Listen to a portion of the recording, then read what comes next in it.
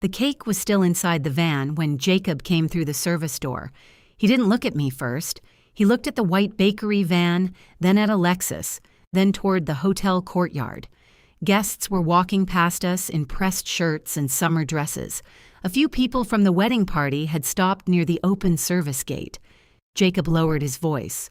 "Mom, you're early." "We're 12 minutes early." "I know.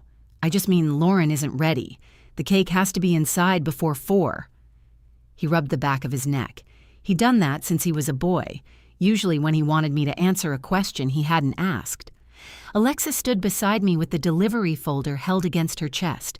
She didn't say anything. She knew this was my son. Jacob stepped closer. "There's been a change." I looked through the open service door. Beyond it, I could see part of the ballroom hallway. Hotel staff were carrying trays. Someone had left a cart of folded white napkins beside the wall.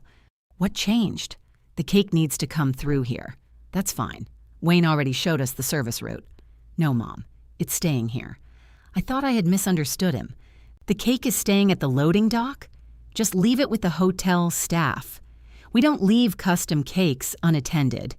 His eyes moved toward the courtyard again. "Please don't make this difficult. I'm asking where you want the cake set up." He took a breath, then finally looked at me. "Leave it at the loading dock, Mom. Then go." "Lauren doesn't want you in the pictures." Alexis shifted beside me. The metal clasp on the folder clicked beneath her thumb. I looked at my son's tie. It was blue, the same shade he'd worn to his father's funeral 4 years earlier. I remember noticing that because looking at his tie was easier than looking at his face. That afternoon didn't begin at the hotel. It began weeks earlier, behind the counter at White's Bakery on Sheridan Avenue. I was 68, and I'd been waking before sunrise for so long that I no longer needed an alarm. I usually opened my eyes around 4:40. By 5:15, I was downstairs mixing dough while the street outside was still dark. Mark used to handle the ovens first. He liked the heat. I liked the quiet work at the bench. After he died, I learned to handle both. He was 66 when we lost him. One week, he was complaining about a loose hinge on the walk-in cooler. The next week, Jacob and I were choosing a shirt for him to be buried in. People kept saying I was strong. What they meant was that I opened the bakery again. The morning Jacob asked about the wedding cake, I was rolling pastry for apple turnovers. Alexis was at the front counter checking an order. Alexis is my niece, though calling her that never quite explains us. She was 34 and had managed the bakery for nearly 6 years. She knew which customers wanted softer rolls. She knew when the delivery van needed fuel. She also knew when I was pretending not to be upset. She came through the swinging door holding my phone. "Jacob's calling. My hands are covered. He's called twice." I wiped my fingers on my apron and took the phone. "Good morning." "Hey, Mom." His voice had that careful sound. Not unhappy, not relaxed either. "Everything all right?" "Yeah." "I wanted to ask you something." I waited. Lauren and I were talking about the cake. That got my attention because I hadn't heard anything about the cake in almost 3 weeks. When Jacob and Lauren first got engaged, Lauren had added me to a planning message with herself, Jacob, and several other people. For about 10 days, my phone kept buzzing with questions about flowers, table linens, and dinner choices. Then the messages stopped. At first, I thought the group had gone quiet. Later, I learned Lauren had started another conversation without me. Jacob said it was easier because the first one had become cluttered. I asked, "Cluttered with what?" He paused. "Too many opinions." I had offered one opinion. Lauren asked whether the reception needed a separate dessert table, if there was already going to be cake. I said no, unless she wanted one. That was it. A week after I disappeared from the messages, Lauren scheduled a tasting at the bakery. She wanted lemon cake, vanilla bean cake, and something with almond filling. Alexis prepared samples. I made fresh buttercream. We set out plates in the small office because the front tables were full that day. Lauren canceled 40 minutes before she was supposed to arrive. She sent a message saying wedding planning had become overwhelming. She said we would reschedule. We didn't. So when Jacob mentioned the cake, I leaned against the flower bin. I thought Lauren had chosen another bakery. No. Why would you think that? She canceled the tasting. She's been busy. We're all busy. I know, Mom. There was a low conversation behind him. I couldn't make out the words, but I knew Lauren was there. Jacob continued. She has a design she likes. It's pretty detailed. What kind of design? 4 tiers, white icing, flowers around the sides. That could mean 100 different cakes. I can send you the picture. Send it. He did while we were still talking. I opened the message. The cake in the photograph had 4 tall tiers with thin bands of piped icing. Sugar flowers climbed from the bottom tier to the top. Small painted leaves filled the spaces between them. It was beautiful. It was also several days of work. Those flowers are handmade, I said. That's what Lauren wants. How many guests? A little over 100. And when is the wedding? You know when the wedding is. I know the date. I'm asking because this is the first time anyone has spoken to me about making the main cake. Another pause. I thought Lauren talked to you. She canceled. Right. I forgot. Behind him, Lauren said something sharper. He covered the phone, but not well enough. Then he came back. Could you do it? I looked through the kitchen doorway. Alexis was standing by the prep table now. She could tell from my face that this wasn't a normal order. Would you like me to do it? Of course. You asked whether I could. Mom. It was one word, but I knew what it meant. Don't make me explain. Don't make me choose a side. Don't turn this into a problem I have to solve. I had heard that word in that tone many times since Mark died. I said, I'll need to meet with both of you. Lauren's schedule is packed. So is mine. Couldn't she email the details? For a cake like this, I need 1 approved design and 1 person authorized to make changes. Okay, I also need the hotel contact, the Sagebrush Grand. I know which hotel. I need the person receiving the cake. He sighed. I'll get it. And you'll need to sign our delivery agreement. It's our wedding. Why do I need an agreement? Because it's the bakery's policy. Even for family, especially when the order is large. That wasn't a rule I invented for Jacob. White's Bakery adopted the policy 10 years earlier, after a birthday cake was left on a folding table outside an event room. A staff member moved it into the sun. The icing slid off one side, and the customer blamed us. Mark was 60 then. I was 58. We spent an entire Sunday writing simple delivery rules with help from our insurance agent. Indoor setup. A named adult receives the order. That person signs after checking it. Until then, the cake remains with the bakery. If no one accepts it, we bring it back. We use the same agreement for everyone.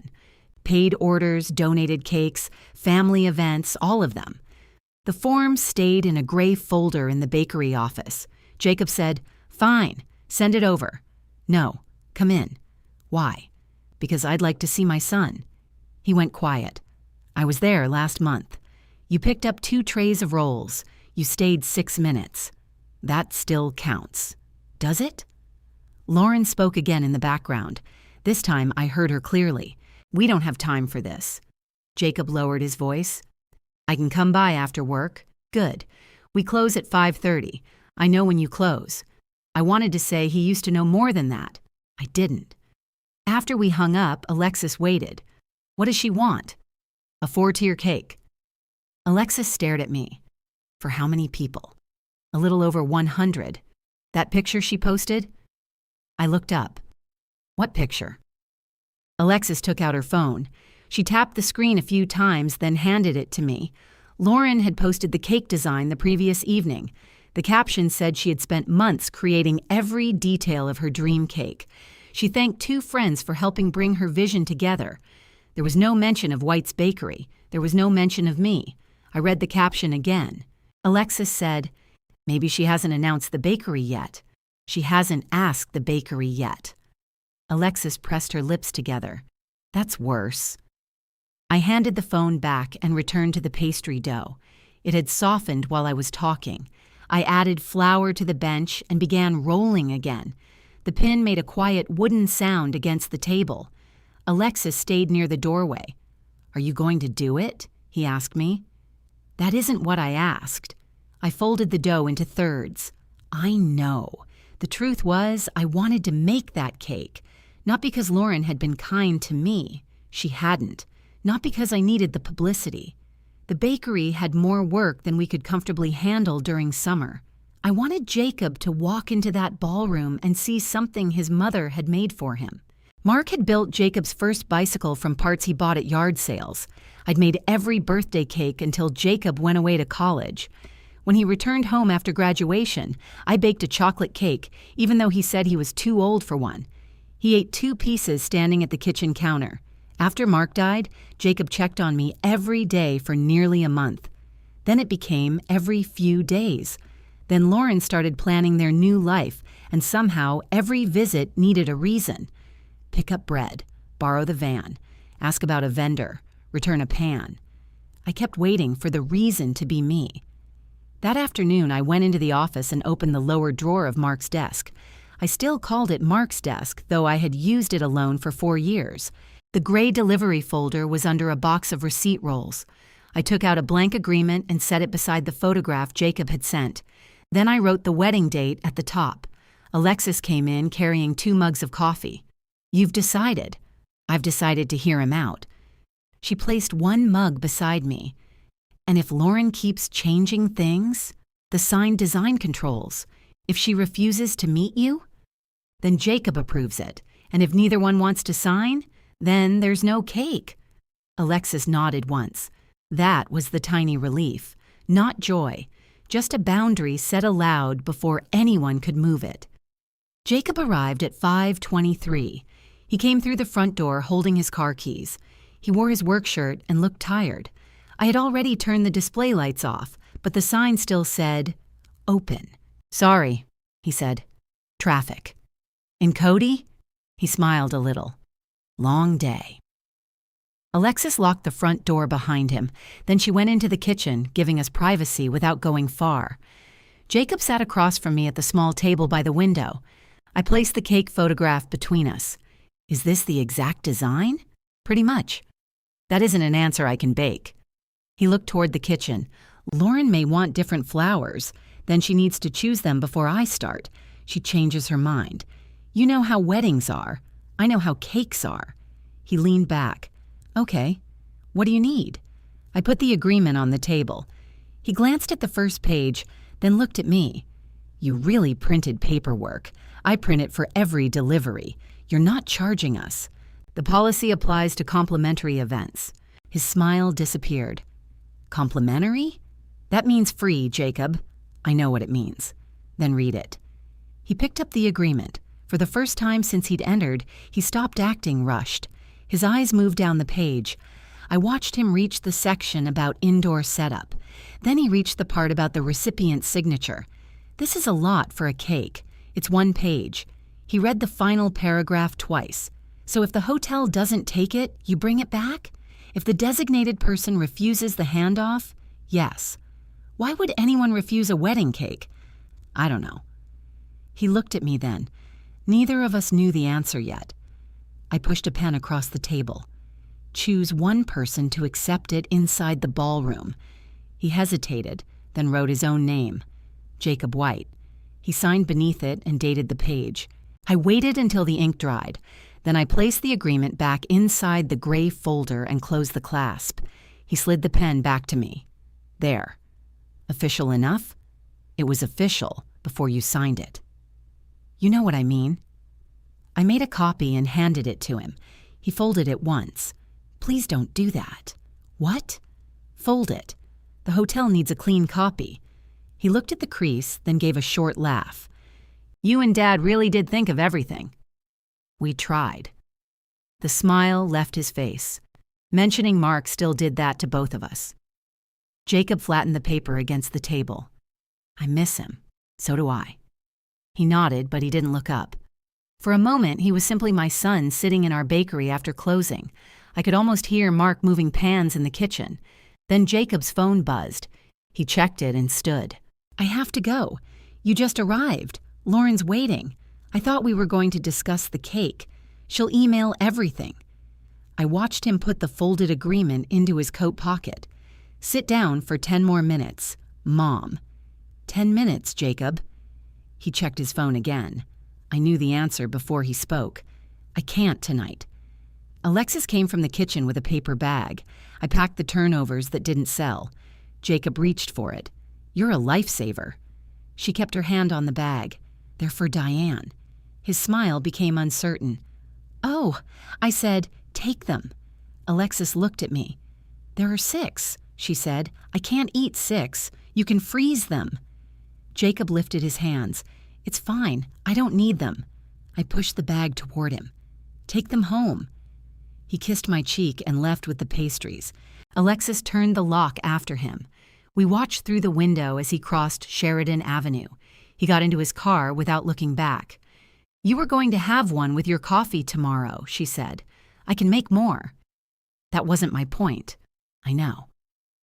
She wiped the table where Jacob had been sitting. I gathered the papers into a neat stack. You don't always have to send something with him. It was 6 turnovers. It's never just 6 turnovers. I closed the gray folder harder than I meant to. He's my son. Yes. That sounded like an argument. It wasn't. She carried the mugs to the sink. I followed her into the kitchen. What was it then? She rinsed one mug before answering. He comes when he needs something. You make sure he leaves with more. That's family. Is it? I opened my mouth, but nothing useful came out. Alexis dried her hands. I'm not telling you what to do. I just hate watching you act grateful when he gives you 10 minutes. I wasn't acting grateful. She looked at me. That was the trouble with someone who had known me most of her life. I could fool customers. I couldn't fool Alexis. I took off my apron and hung it beside the office door. I'm going home. I'll finish here. You opened with me. And you've been here since 5. So have you. I'm 34. That doesn't make you machinery. She smiled a little. Go home, Aunt Diane. I put on my coat. Before leaving, I checked the gray folder again. Jacob's signature was there. The recipient line held his name. It was a small thing, but it gave me comfort. He had chosen himself. The next morning, Lauren's email arrived at 6:12. There was no greeting. She attached the same cake photograph and listed 4 flavors. Vanilla bean for the bottom tier, lemon for the second, almond for the third, chocolate for the top. The top tier in that design was too small to serve more than a few people. 4 separate batters also meant 4 preparation schedules. I replied before opening. Please choose 2 cake flavors and 1 filling. We also need to confirm the flower colors in person. She answered at 8:47. I really want all 4. It's important that every guest has options. I read it while eating yogurt at my desk. The bakery sold slices, cupcakes, cookies, and pastries every day. I knew what guests did when given 4 cake flavors. They wanted the flavor that ran out first. I wrote back. 4 flavors require separate cutting instructions and increase waste. I can provide 2 flavors in the cake. Additional flavors can be ordered as sheet cakes. Her reply came 10 minutes later. We don't want sheet cakes. They look cheap. The sheet cakes would have stayed in the kitchen. No guest would have seen them. I typed that explanation. Then I erased it. I wrote, please choose 2 flavors by Friday. At 11, Jacob came through the back door. He had returned the delivery agreement.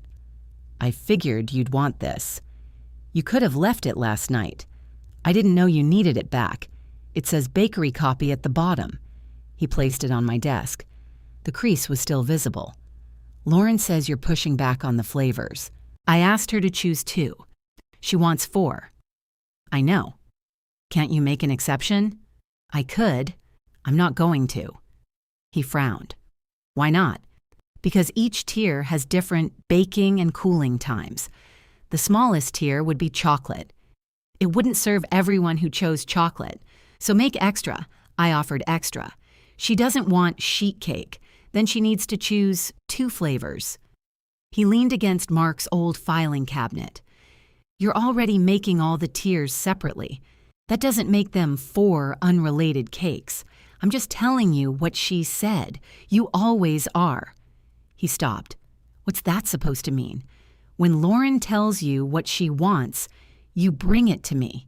When I answer, you take my answer back to her. That's how planning works. Why isn't she here? She has appointments. So do I. She's planning an entire wedding. I'm running an entire bakery. His mouth tightened. I hadn't raised my voice. That seemed to bother him more. He walked to the office window and watched Alexis carry a tray to the display case. Can we not fight about cake? I'm not fighting. It feels like you are. Then perhaps you've gotten used to me agreeing. He turned. That isn't fair. I looked at the signed agreement between us. No, it probably isn't. That surprised him. It surprised me too. I pulled out the chair across from my desk. Sit down. I'm working. So am I. He checked the time but sat. I folded my hands on the desk. Why did Lauren remove me from the planning messages? She didn't remove you. The old conversation stopped. Another one began. That wasn't personal. Then why wasn't I added? There were too many people in the first one. Who was removed besides me? He looked toward the doorway. Mom. Who else? I don't have the list in front of me. You don't need a list. He rubbed his neck. I waited. Finally, he said, nobody else. There it was. Not a misunderstanding. Not clutter. A choice. Why did you tell me otherwise? I didn't want your feelings hurt. They were already hurt. I was trying to keep the peace. Between whom? He stared at the floor. Lauren's under pressure. I didn't ask about Lauren. He looked up. What do you want me to say? The truth would be useful. He lowered his voice. She thinks you take over. I sat back. Take over what? Conversations, decisions. She feels like if she asks your opinion, then she has to follow it. She asked whether she needed a dessert table. I know. I said she didn't unless she wanted one. I know that too. Then what did I take over? He moved his car keys from one hand to the other. It isn't one specific thing. Of course not. She wants the wedding to feel like hers. It should feel like hers and yours. You know what I mean. I did know. That was part of what hurt. Lauren wanted the wedding to feel untouched by me. Yet she wanted my hands on the cake. Jacob leaned forward. She doesn't dislike you. I didn't say she did. She just wants some space. How much space? You're making it sound worse than it is. Am I invited to the wedding? His head came up quickly. Of course you are. Then why haven't I received an invitation? They haven't all gone out. Lauren posted a picture of the invitations 2 weeks ago. He blinked. I had seen the photograph online. Stacks of cream envelopes were arranged beside a ribbon and a vase of flowers. Lauren wrote that the last one had finally been mailed. Jacob said, yours might be here somewhere. Here where? At our place. Why? Maybe we were going to give it to you in person. Were you?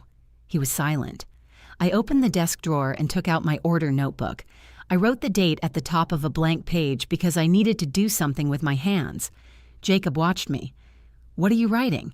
2 flavors due Friday. That's all? What else should I write? He didn't answer. I closed the notebook. I'm going to ask again, am I invited? Yes. Does Lauren know that?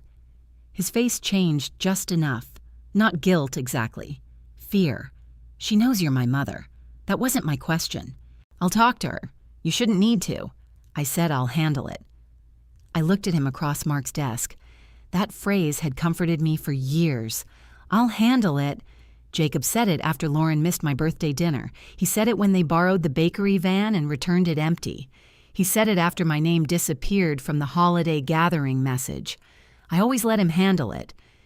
Then I made an excuse for whatever didn't change. She's tired, they're busy. Weddings make people strange.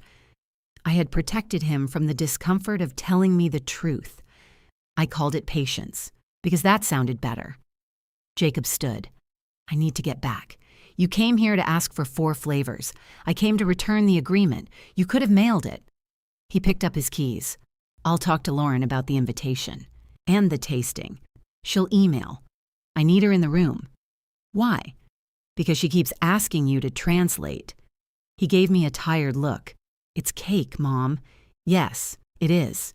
He reached the doorway, then stopped. For what it's worth, I want you there. I almost thanked him. The word reached the back of my teeth before I caught it. Instead, I said, then act like it. He stayed still for a moment. Alexis was working beyond the doorway. The mixer ran at low speed. Neither of us could pretend the room was completely private. Jacob nodded once. "I'll call you." He left through the back. I listened to the door close. Then I opened my notebook again. Under the flavor deadline, I wrote 3 short lines. Removed from planning on purpose. Invitation not sent. Jacob knew both. My handwriting looked unusually steady. Alexis appeared with a bowl in her arms. "Did he tell you?" "Enough. Are you still making the cake?" I looked at the design photograph. "Yes." She set the bowl down. "Why?" I touched the edge of the gray folder. "Because he asked me to." Even as I said it, I heard how little that answer required from him and how much it required from me. I left the question sitting there. At 8 that night, I was at my kitchen table with the cake photograph beside my dinner plate. I had warmed soup, but I hadn't eaten much of it. My phone stayed quiet. Jacob had said he would call. He didn't. I opened the bakery calendar on my laptop.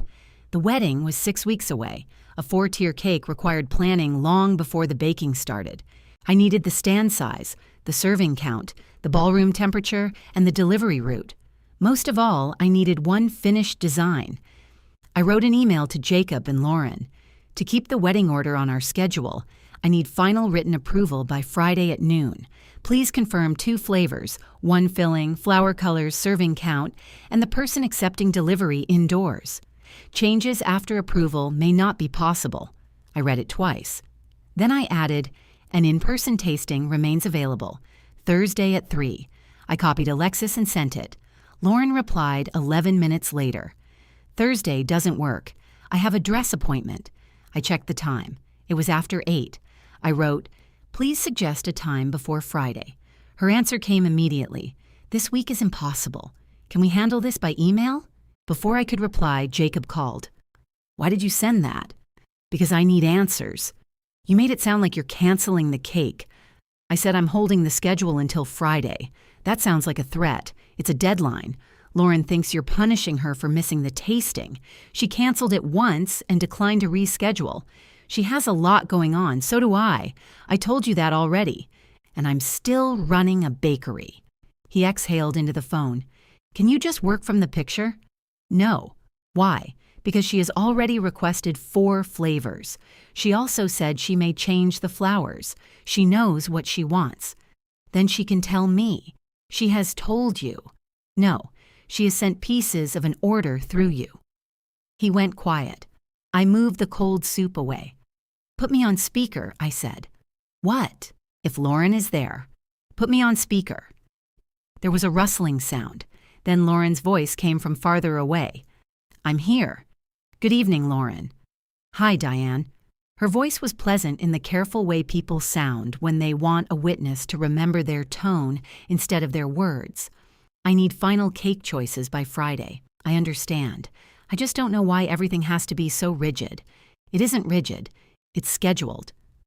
I thought this was a gift. It is. Then why does it feel like a business transaction? Because the bakery is making it.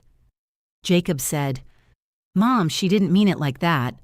Lauren continued before I could answer. I want this to be something personal, not a client relationship. It can be personal and still be clear. I've never heard of family signing delivery contracts. You signed one for the chairs. That's different. How? The rental company doesn't know us. I looked at the photograph on my table. That's exactly why I need the agreement. Neither of them spoke. I lowered my voice. Let's settle the design now. Vanilla bean or lemon for the bottom tier. Lauren sighed. Lemon. Good. Second flavor? Almond. No chocolate? I still want chocolate. You may choose 2. Jacob said something to her that I couldn't hear. Then Lauren said, Fine. Lemon and chocolate. Filling? Raspberry. Fresh or cooked. What's the difference? I explained that fresh berries released more moisture. The cake would sit for several hours. A cooked filling would be safer and hold its shape. Cooked is fine, she said. Flower colors? White, blush, pale blue, and some greenery. What flowers? Roses. Maybe peonies, little blossoms between them. Sugar peonies take time. I need the count. Whatever looks right. I need you to approve a number. She gave another sigh. 6 peonies. You can decide the rest. I wrote each choice in my notebook. Serving count? 112. Jacob said, It might be 118. Lauren corrected him. It won't. What about your cousins? They haven't answered. I waited until they finished discussing 6 people I didn't know. Then I said, I'll plan for 120 servings. That's too much, Lauren said. It gives you a small margin. We don't want a huge amount left over. It won't be huge. Can we do 115? A cake doesn't divide itself into any number you choose. She laughed once. It wasn't a friendly laugh. Of course. I let the silence sit. Who is accepting delivery? I asked. Jacob, she said. That matches the agreement. I also need the hotel contact. The coordinator handles vendors. What is the coordinator's name? Another pause. Jacob said, Wayne something. Lauren corrected him. Wayne Schultz. He's the banquet captain. What time may we enter the ballroom? Ask him. I need his number. I'll send it. Tonight, please. Lauren's voice sharpened. Is there anything else? Yes. Am I invited? Jacob said. Mom. I kept my eyes on the notebook. Lauren answered. We're still finalizing seating. The invitations were mailed. There have been changes. Does the current guest list include me? Jacob spoke quickly. You're coming, I said. I asked Lauren. The line stayed quiet long enough for me to hear their television in the background. Finally, Lauren said, We haven't finished the family tables. That wasn't my question. I don't have the spreadsheet open. I placed my pen on the table. What do you need to open it? Diane, I'm not doing this right now. I am, Jacob said. This isn't about the cake. No, it isn't. Lauren's voice became softer. I know you're sensitive about family things since Mark passed. My hand closed around the edge of the table. She had been around Mark perhaps 12 times before he died. She spoke about my grief as though it were a troublesome habit. I said, Don't use my husband to avoid the question. I wasn't avoiding anything. Then answer. I said the seating isn't final. Is my name on the current list? No. The word was quiet. Useful words often are. Jacob said, That doesn't mean you're not invited. I picked up my pen and wrote the answer. Why isn't my name there? Lauren spoke first. We had to reduce numbers. By 6 people? More than 6.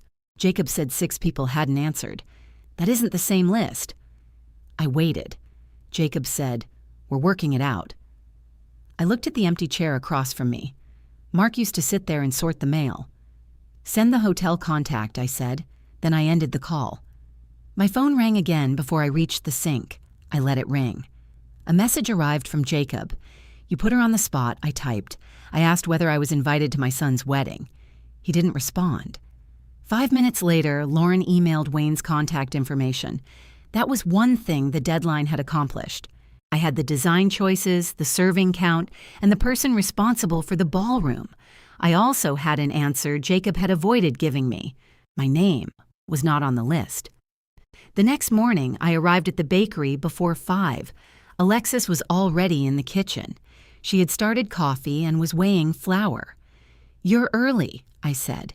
So are you. I own the place. I manage it. She looked at my face. What happened? I handed her the notebook. She read the cake choices first. Then she reached the final line. Current guest list does not include me. Alexis set the notebook down. She said that. After I asked 3 times. And Jacob? He said they were working it out. She stared at the scale. The flour bowl was sitting at the exact weight, but she added a spoonful anyway. Then she removed it. Do you still want to do this? I gave them until noon Friday. That wasn't my question. I know. I took Wayne's number into the office. He answered on the second ring. Sagebrush Grand Banquet Office, Wayne speaking. Good morning. This is Diane White from White's Bakery. Yes, ma'am. I've had your rolls. That's good to hear. They disappear fast. His easy tone helped. I told him we were delivering Jacob and Lauren's wedding cake. I have their event file. he said. Delivery at 3:30. I'd like to confirm indoor setup. Yes, cake table is inside the ballroom, north wall, and Jacob is the designated recipient. Wayne shuffled papers. I have the groom listed for cake acceptance. I'm sending our standard delivery agreement. It requires setup before he signs. That's normal. If he's unavailable, we can wait for him, or he can designate someone else in writing. Can hotel staff accept it? Not unless the couple puts one of us on your form beforehand. We try not to take custody of outside food without clear paperwork. That matched our policy. I'll email the signed agreement now. I'll attach it to the event file. I sent it while he remained on the phone. A moment later, he confirmed receipt. All set, he said. I'll approve the service entry and send the route. Thank you. Just arrived before 4. We have another vendor using that corridor afterward. There was the deadline. 4 is the acceptance cutoff? For indoor setup, yes. If you arrive at 3:30, you'll have plenty of time. He emailed the approved copy before we hung up. His name appeared beneath the hotel acknowledgement. The deliberate part was done. The bakery had direct access. The hotel knew the handoff rules. I no longer had to depend on Jacob carrying information between us. I printed 2 copies. One went into the gray folder. The other went onto the clipboard in the delivery cabinet. Alexis stood in the office doorway. That worked. It's ordinary paperwork. It still worked. I handed her the service route. It showed the van entrance, kitchen corridor, ballroom door, and cake table. No loading dock? She asked. The service entrance passes it. We continue indoors. She studied the page. And Jacob signs after setup. Yes. At least someone knows what's happening. I knew what she meant. At 10:15, Lauren sent her written approval of the cake design. She attached a color sample and confirmed lemon cake, chocolate cake, and cooked raspberry filling. The message ended with, "Please don't make any visible changes without checking with me." I saved the email to the order file. Then Alexis called me to the front counter. She had her phone open to the wedding website. Look at the vendor page. The hotel was listed. So were the florist, photographer, music service, and rental company. At the bottom was a new line. Cake design by Lauren Hart. There was no bakery beneath it. Alexis refreshed the page. I checked yesterday. White's Bakery was listed then. I looked at her. You're sure? I entered the information myself when Jacob asked me for the bakery description. She opened a saved screenshot from the previous week. Under the cake heading, it said, "Created by White's Bakery, Cody." Now it was gone. Lauren hadn't merely forgotten to credit us. Someone had removed the bakery after the order was confirmed. I returned to the office and opened the design email again. The last sentence sat above Lauren's name. Please don't make any visible changes without checking with me. I printed the wedding page and Alexis's screenshot. Then I placed both behind the signed agreement. For the first time, I stopped asking whether making the cake would bring me back into the family. I started asking what they intended to do with my work once I handed it over. I left both pages in the folder overnight. By morning, I knew what I wanted to say. I emailed Jacob and Lauren together. The bakery credit was removed from the vendor page after the design was approved. White's Bakery will not provide a custom cake under another person's name. Please restore the bakery credit by noon.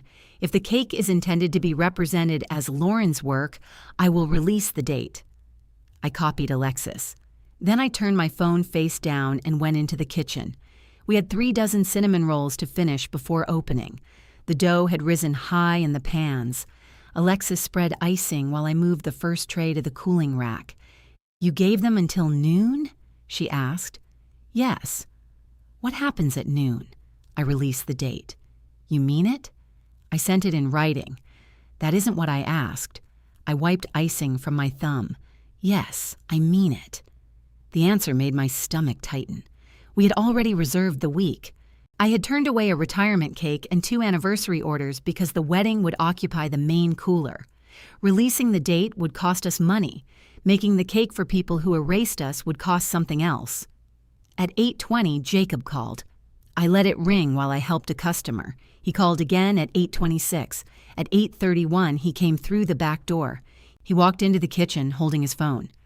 What is this email? Good morning. You're canceling the cake over a website? I haven't canceled anything. You said you're releasing the date. If the credit isn't restored. Lauren made the design. She chose colors from a photograph. She's been working on it for months. She contacted me this week. That doesn't mean she wasn't planning it. Planning a cake isn't baking one. He glanced toward the front. Alexis was helping someone at the register. Can we talk privately? We can talk in the office. He followed me inside. I left the door open. He noticed. Do we need Alexis listening? She manages the order. This is family. It became a bakery matter when you signed the agreement. He paced once between the desk and filing cabinet. I don't understand why you're doing this. Did Lauren remove the bakery name? She updated the page. That wasn't my question. He pressed his lips together. Yes, why? She thought it looked cleaner. Then why are the other vendors listed? I don't know. Ask her. I already did. That stopped me. What did she say? He looked at his phone instead of me. She said the cake was personal. What does that mean? She designed it. You're making it as a gift. So she believes the gift belongs to her before I make it? That isn't what she said. It's what she did. He sat in the chair across from me. Mom, you're turning one line on a website into a family crisis. No, I'm giving you until noon to restore one line. She's embarrassed now. Why? Because you copied Alexis. Alexis manages White's Bakery. She thinks you're gathering evidence against her. I looked at the gray folder. I printed the order record. Exactly. We print every order record. You know this isn't every order. Yes, this one is free. He leaned forward. Why do you keep saying that? Because you keep speaking as though I owe it to you. I never said you owed me anything. You said I was canceling over a website. That assumes the cake is already yours. He opened his mouth, then closed it. The bakery phone rang in the next room. Alexis answered it. Jacob lowered his voice. Can you please let this go? Can you restore the credit? I didn't remove it. You can ask Lauren to put it back. She's upset. That doesn't prevent typing. He stood again. I can't believe we're arguing about credit. We aren't. I set a condition. You came here to argue with it. He stared at me. There were shadows under his eyes. Part of me wanted to pour him coffee. Another part wanted him to sit with the discomfort he usually handed to me. His phone buzzed. He read the message. Lauren wants to call you. I'm here. He pressed the screen and put the phone on speaker. Lauren didn't say hello. I didn't claim I baked the cake. You removed the bakery. I listed myself as the designer. You sent me someone else's photograph. It's an inspiration photo. Then you didn't design it. She inhaled. I changed the flowers and colors. That makes you the customer. Jacob closed his eyes. Lauren said, I don't appreciate being spoken to like this. I don't appreciate my work being relabeled. No one is relabeling your work. The bakery name was there. You removed it. It's our wedding page. Yes. We decide what goes on it. Yes. She paused. I think she expected more resistance. I continued, and I decide whether my bakery provides the cake. Jacob spoke toward the phone. Lauren, just put it back. She went silent. His eyes met mine for half a second, then moved away. Why are you taking her side? She asked. I'm not taking sides. You just told me to change it. Because we need the cake. The words landed plainly, not because the credit was true, not because I deserved respect, because they needed the cake. Lauren said, fine. The call ended. Jacob stayed in the office. I checked the clock. It was 8:49. She'll restore it, he said. I'll look at noon. Do you have to make everything sound like an invoice? I've spent weeks asking ordinary family questions. You didn't answer those. I told you you're invited. You told me you want me there. Lauren said my name isn't on the list. We're fixing that. When? Soon. What does soon mean? He rubbed his forehead. Can we get through one problem at a time? I've been doing that. The same problem keeps wearing different clothes. He pushed the chair under the desk. You used to be easier to talk to. I used to help you avoid the answer. That's not fair. It may not be. Think about it anyway. He left without asking for bread. At 11:43, Alexis refreshed the wedding page. White's Bakery had returned beneath the cake heading. The wording was different. Bride's custom concept created by White's Bakery. Cody. Alexis read it aloud. That still makes it sound like she drew the whole thing. It names the bakery. Barely. It meets the condition. You're letting her keep part of the lie. I'm choosing which fight belongs to the bakery. Alexis looked at me for a moment. Then she nodded. I saved a copy of the corrected page. Beneath the screenshot, the time and date were visible. One deliberate boundary had worked. At 12:15, I called our supplier. I ordered the boards, supports, flour paste, and extra boxes needed for the cake. The silver stand was already in the storeroom, wrapped in cloth. Mark and I had bought it years earlier for formal events. It was heavy, with a wide, polished base and a raised edge. Alexis took it out after lunch. The silver had darkened in several places. I'll polish it, she said. Not yet. We have time. I'd rather know whether the marks come out. She carried it to the work table and opened the polish. I watched her rub a small circle near the base.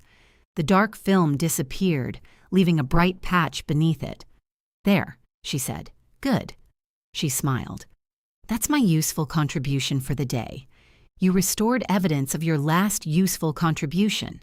What was that? The website. Her smile faded. I only noticed because I was checking whether they added the bakery phone number. Why would they? Jacob asked for it last week. I turned from the stand. When? Before he came in to sign. He asked you directly. He texted me. What exactly did he say? She took out her phone and found the message. Can you send the business description Lauren should use for the vendor page? Alexis had replied with the bakery name, address, phone number, and a short description. The message was dated 4 days before Jacob asked me to make the cake. I read it again. Did you know he hadn't asked me yet? I said, no. I assumed you two had already talked. So did he. The inconsistency settled into place. They had planned to name the bakery before asking whether the bakery would agree. Then Lauren removed the name after I set conditions. I sent the screenshot to myself. Alexis wrapped the silver stand again. I'm sorry. You didn't do anything wrong. I gave them information. Because you thought I knew. Would you have said yes if he asked properly? I looked through the office window at the front counter. A woman was choosing cookies from the case.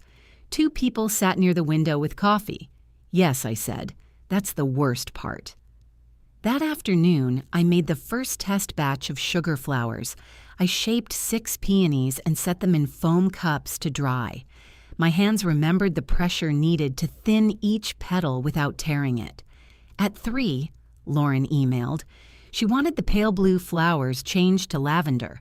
I replied with the approved design attached. Lavender can replace pale blue if confirmed by 5 today. This will be the final color change. She answered, confirmed. At 4:30, she sent another message.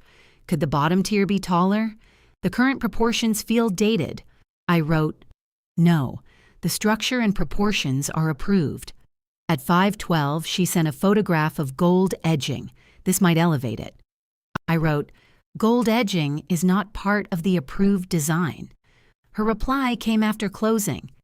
You said visible changes had to be checked with me. I'm checking. I sat alone in the office. Alexis had gone to move her car around back. I typed carefully.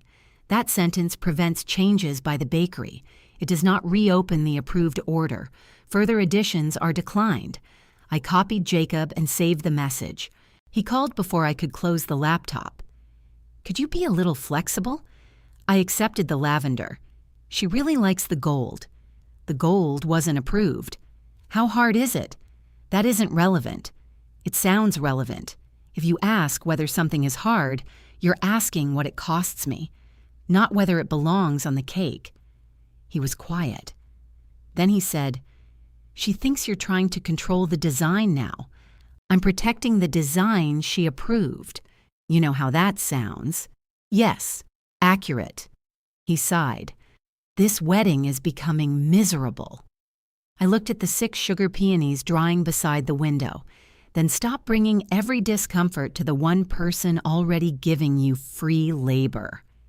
He didn't answer. A moment later, I heard Lauren in the background. Ask her about the top flowers. I closed my eyes. What top flowers? Jacob hesitated.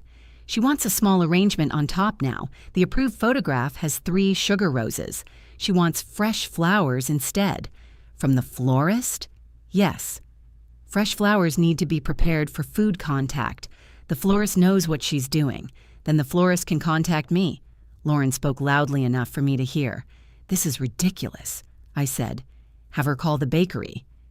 Jacob lowered his voice. Mom, if you keep saying no, she's going to think this isn't really her cake.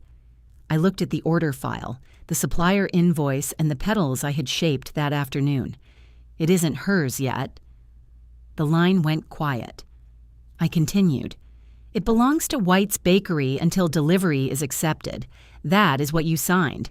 You wouldn't actually hold our wedding cake over some flowers.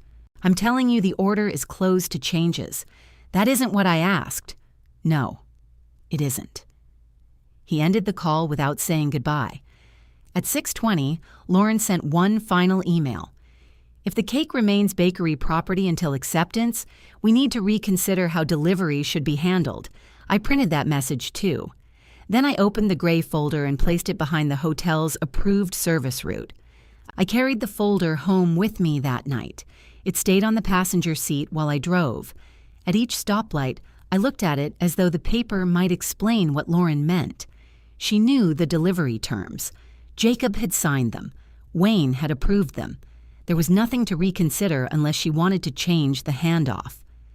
The next morning, I called Wayne before the bakery opened. I received a message about possible delivery changes, I said. Has anyone contacted you? He checked the event file. Not that I see. The couple may ask the hotel to receive the cake. We can do that if they designate a staff member on your agreement. Would the hotel agree? I'd have to approve the person. It would probably be me. And you would sign after indoor setup? Yes. That part doesn't change. I made a note. Could we walk the delivery route before the wedding? Certainly. I want to bring the stand.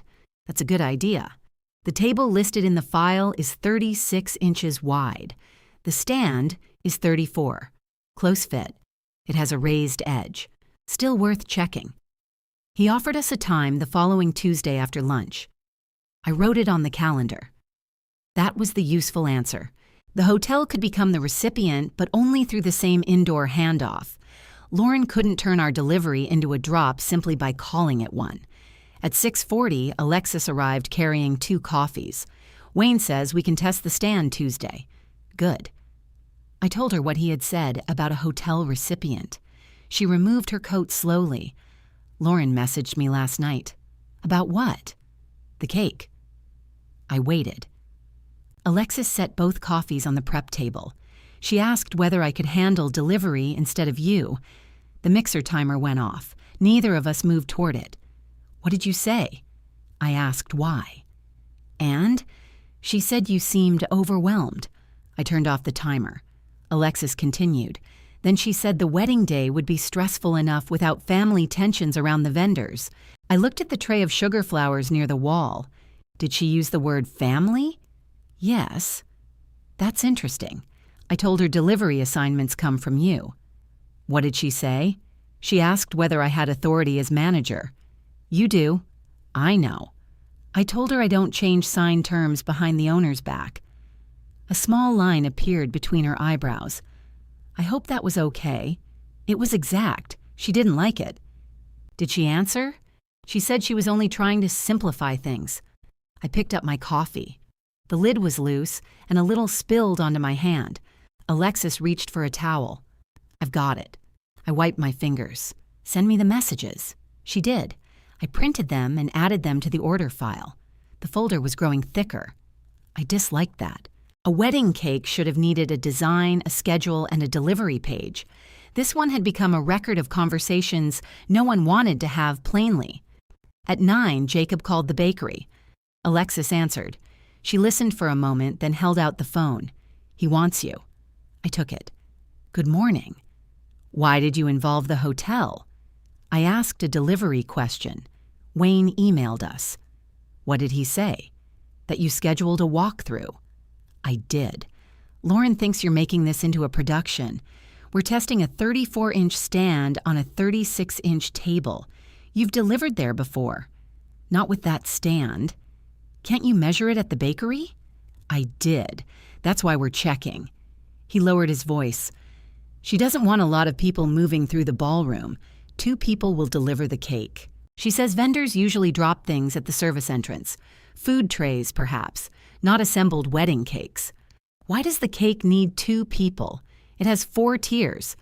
I thought you built it there. We'll stack the upper tiers inside, so it isn't really 4 tiers when you carry it. I looked at Alexis. She could hear his voice through the receiver. It weighs more than you think. I'm just asking. No.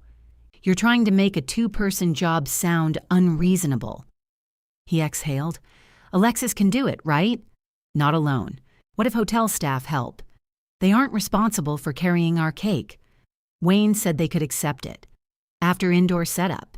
That's why Lauren thinks you went around her. She wrote that delivery needed reconsidering. I confirmed the options. You could have asked us. I have spent weeks asking you. He didn't answer. I continued. We're walking the route Tuesday. You and Lauren are welcome to attend. She has a luncheon. And you? I'm working. So are we. He made a sound that might have been a laugh if anything were funny. Fine. Do the walkthrough. We intended to. I have to go. Jacob. What? Why doesn't Lauren want me delivering the cake? It isn't you. She asked Alexis to replace me. She's trying to reduce tension. There was no tension at the hotel. I haven't been there. She knows how these things get. What things? Family situations. I rested my elbow on the desk. Am I family when I'm making the cake? That's not fair. It's a question. Of course you're family. And when I enter the ballroom? He became quiet. There it was again. Not an answer, but a place where one should have been. Talk to Lauren, I said. You're the one she has a problem with. The sentence came out before he seemed ready for it. I waited. He corrected himself. I mean, she feels judged. By me? Yes. What have I said? It's not one thing. That phrase is doing a great deal of work for both of you. Mom, please. Tuesday at 1:30. What? The walkthrough. If you want a voice in delivery, be there. I told you I'm working. So am I. I ended the call. For the rest of the morning, I made peonies. Each flower had rows of separate petals. I thinned the edges with a small tool, shaped them and let them firm before adding another layer. Physical work helped because it gave every decision a result. Too much pressure tore the paste. Too little left the petal thick and clumsy. By lunch, I had finished 4 flowers. They matched the approved color sample exactly. Alexis placed them beneath the cabinet light. They're beautiful. They're dry enough to move, not dry enough to touch. I know. She held her hands behind her back. Are you going to ask Jacob again about the invitation? No. That surprised both of us. Why not? She asked. He knows the question. Tuesday came with hard rain. Alexis carried the silver stand to the van in its cloth wrapping. I brought the clipboard, measuring tape, and hotel copy of the agreement. The service entrance at the Sagebrush Grand sat behind the main building. Delivery vehicles reached it through a narrow courtyard. Wayne met us beneath the covered part of the loading area. He was 52, with a radio clipped to his belt and a ring of keys that struck his leg when he walked. You brought the famous stand, he said. Famous to us, let's see if it fits. He led us through the service door. The corridor was wide enough for our cart, though a turn near the kitchen was tight. We measured it anyway. Wayne watched Alexis write down each width. You two don't leave much to chance. Chance doesn't sign the damage report, she said. He laughed. The ballroom was empty except for stacked chairs and several round tables along one wall. The cake table stood near the north wall, as promised. Alexis unwrapped the stand. The polished silver caught the overhead lights. We placed it on the table. It fit, but barely. Only an inch remained on each side.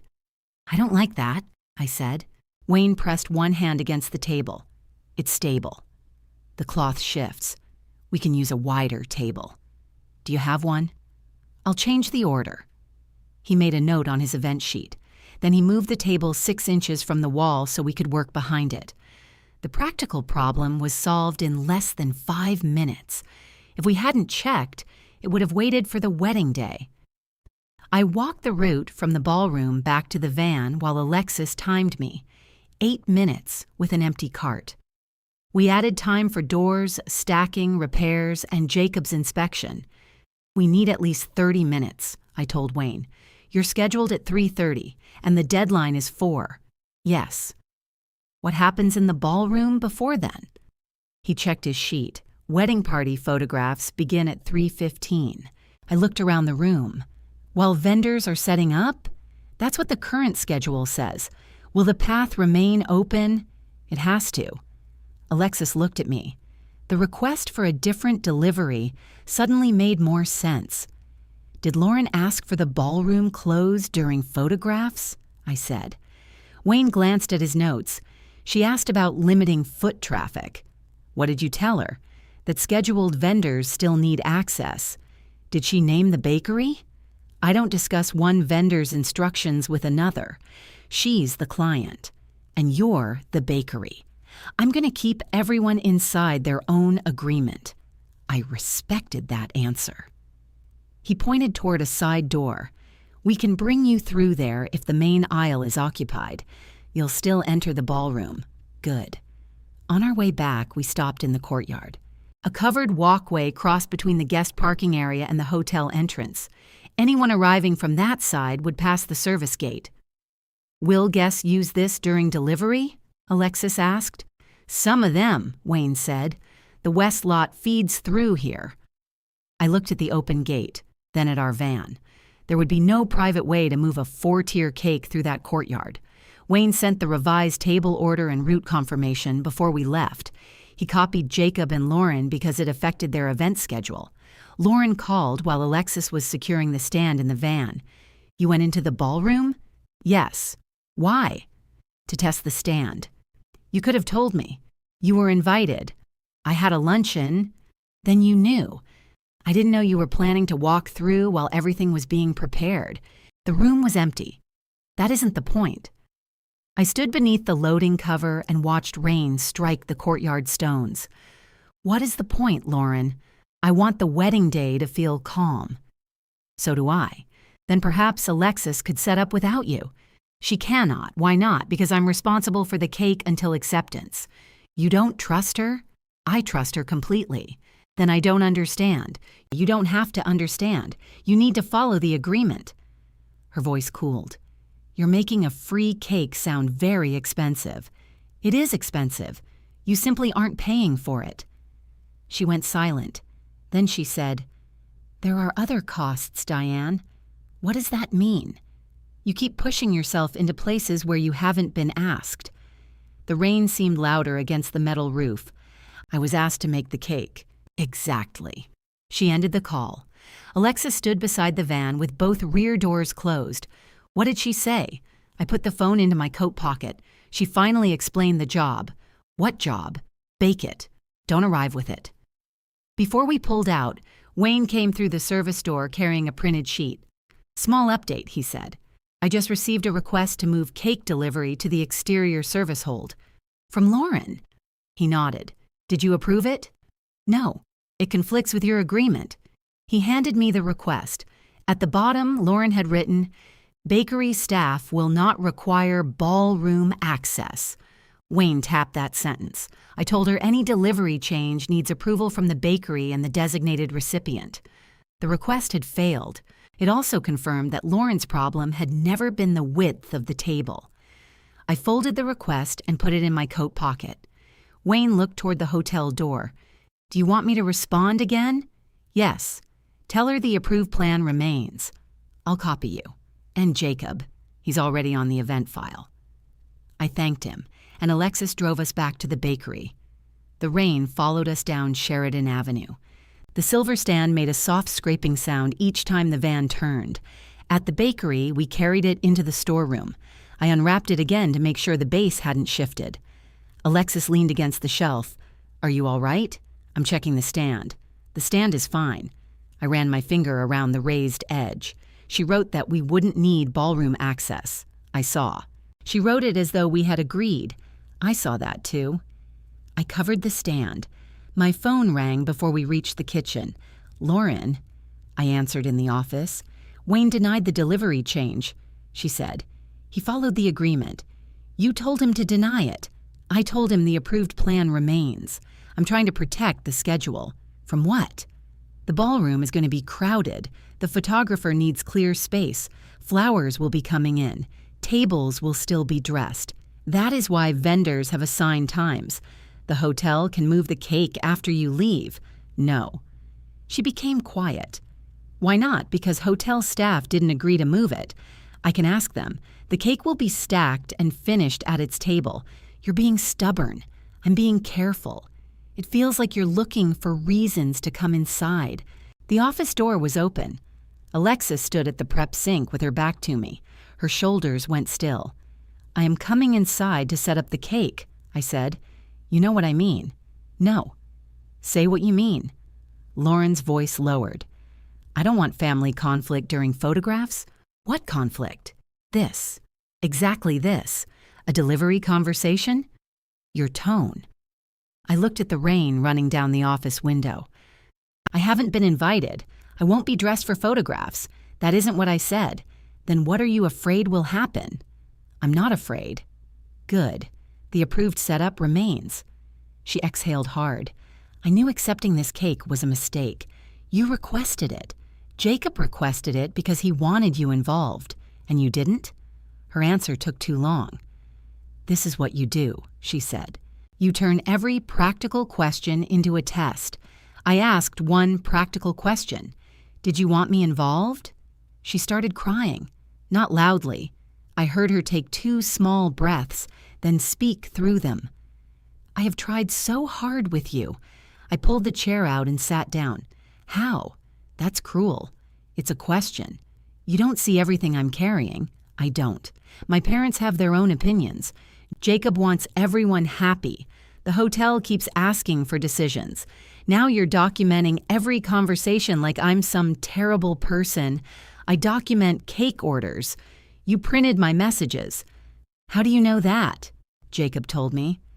I closed my eyes for a moment. He had seen the folder in the office. He knew how our records worked. Still, he had described ordinary paperwork to Lauren as though I were building a case. She continued, "I wanted one part of this wedding that didn't come with family expectations.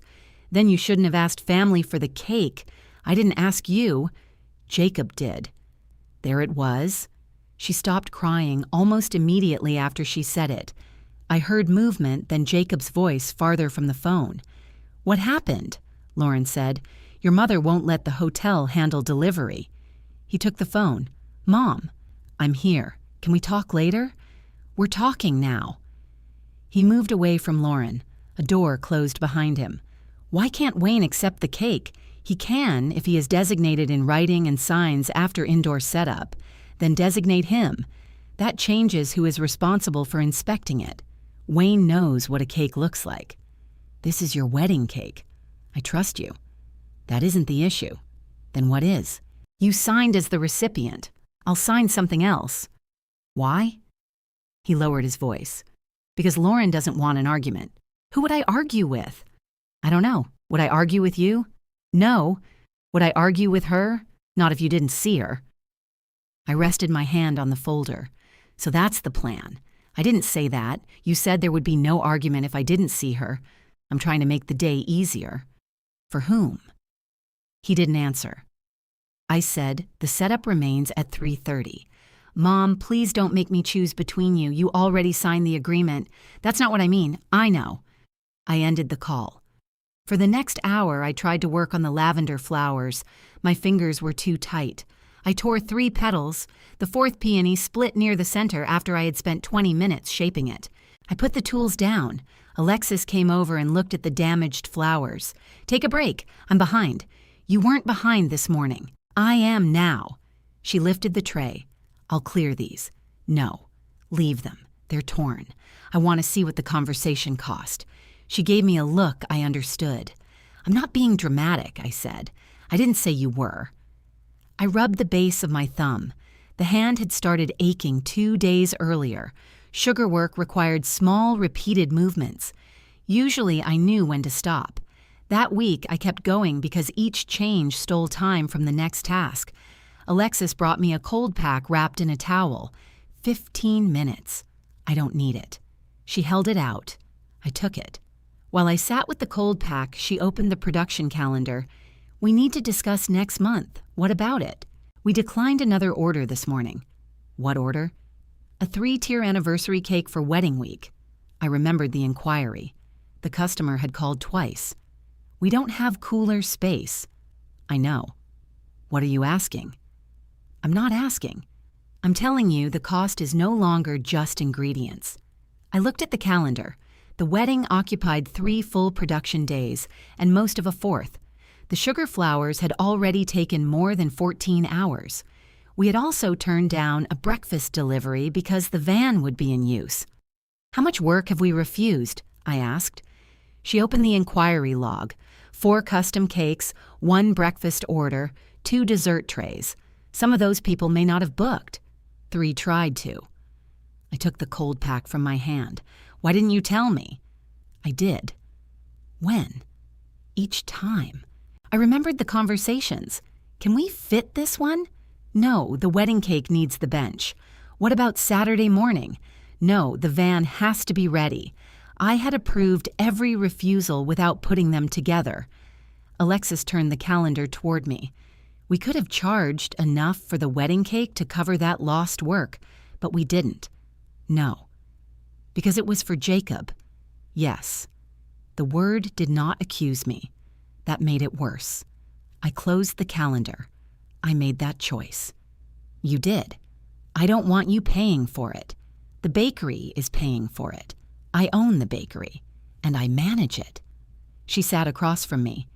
If this were any other customer, what would you do? I'd freeze the design. You did. I'd keep the delivery terms. You did. I'd charge for the changes. You didn't. The changes are finished. Until tonight.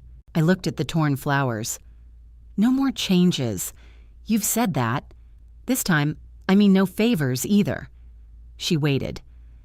I will finish the approved cake, I said. Nothing beyond it. And the wedding? What about it? Do you still think making the cake will get you invited? I had spent weeks avoiding that sentence. I folded the towel around the cold pack. No, it was the first honest answer I had given her. The next afternoon, Jacob arrived while I was boxing cookies. He came into the kitchen and watched me finish the row. Can we talk? Yes. Alone? Alexis was in the office working on payroll. She can hear the mixer better than us. He didn't smile. We sat at the prep table. Lauren's a mess. I'm sorry to hear that. She thinks you hate her. I don't. She thinks you're waiting for her to fail.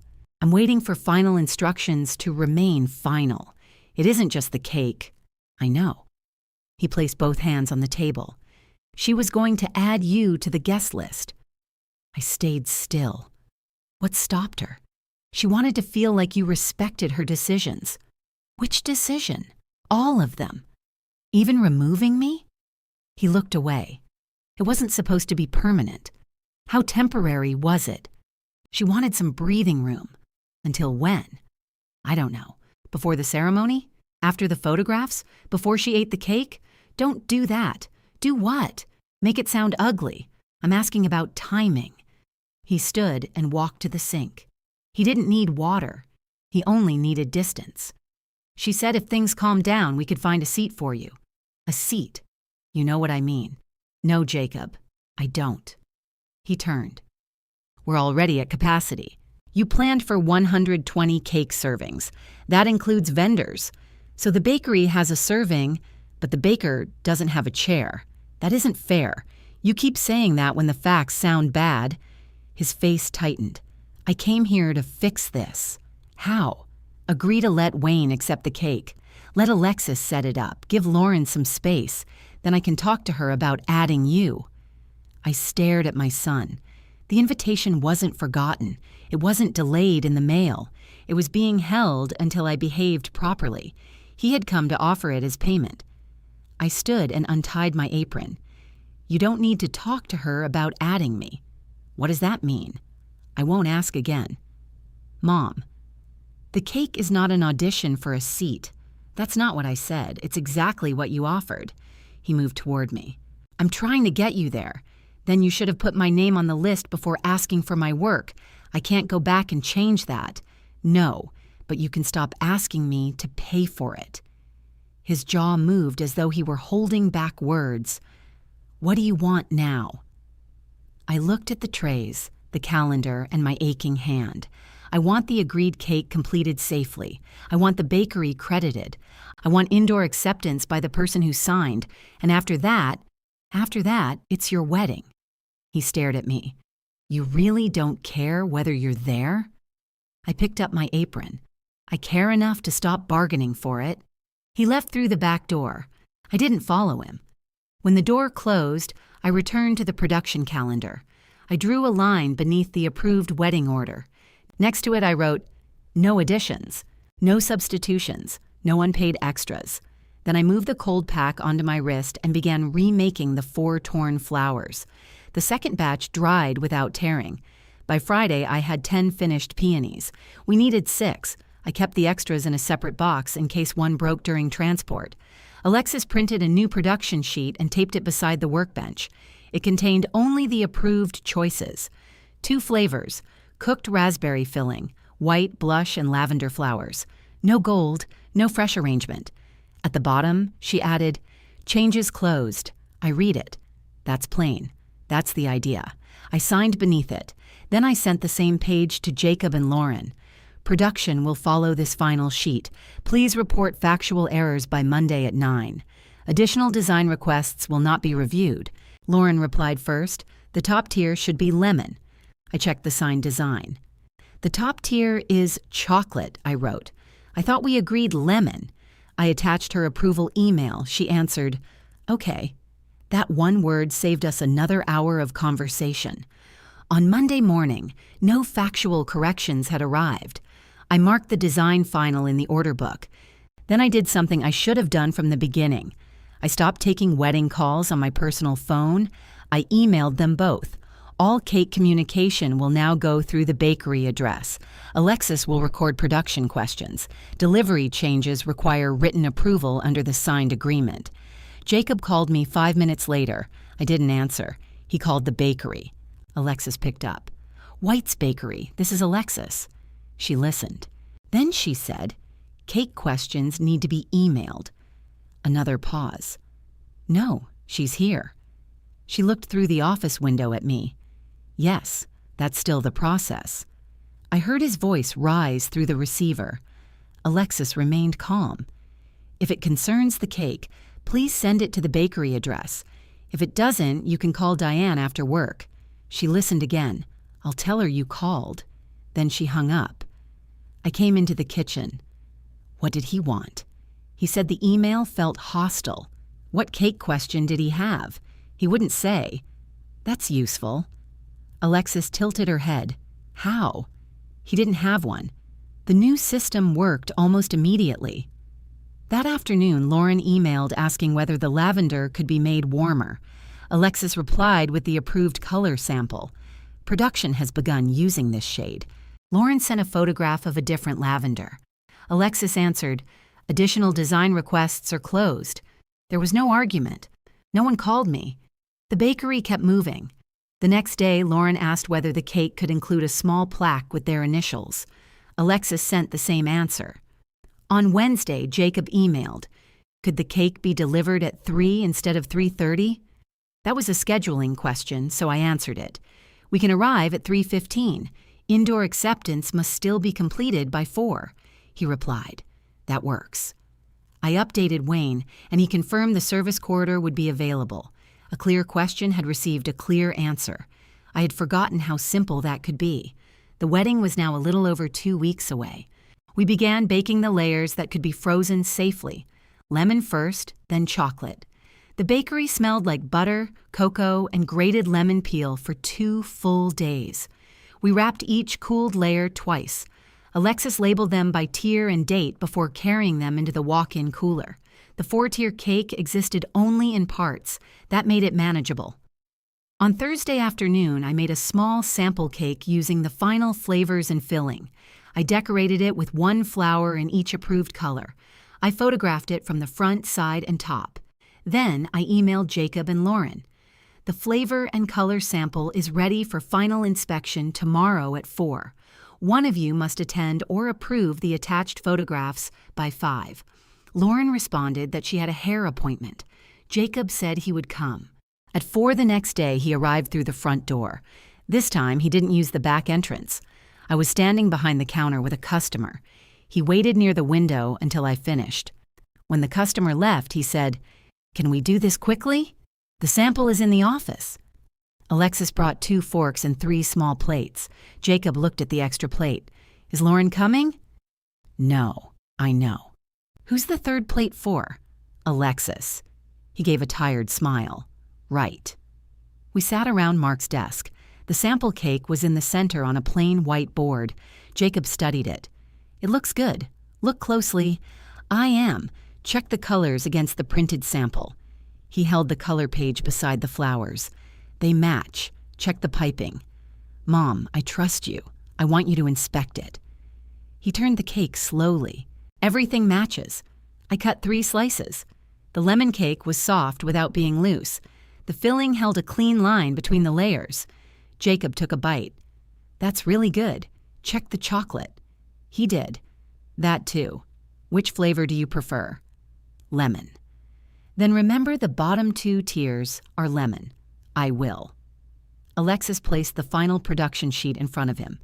"This confirms the sample matches the order," she said. He looked at her. "Another signature?" "It confirms what you just inspected." He read the page. "This says no further design changes." "Correct," I said. "Lauren is going to hate that."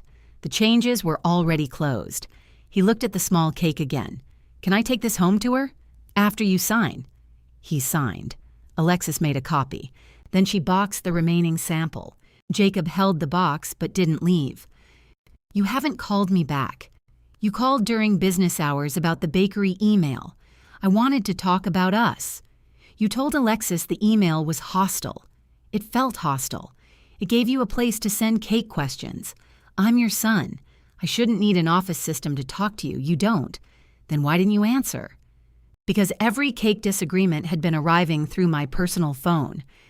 He leaned one hip against the desk. "So I'm only allowed to call after 5?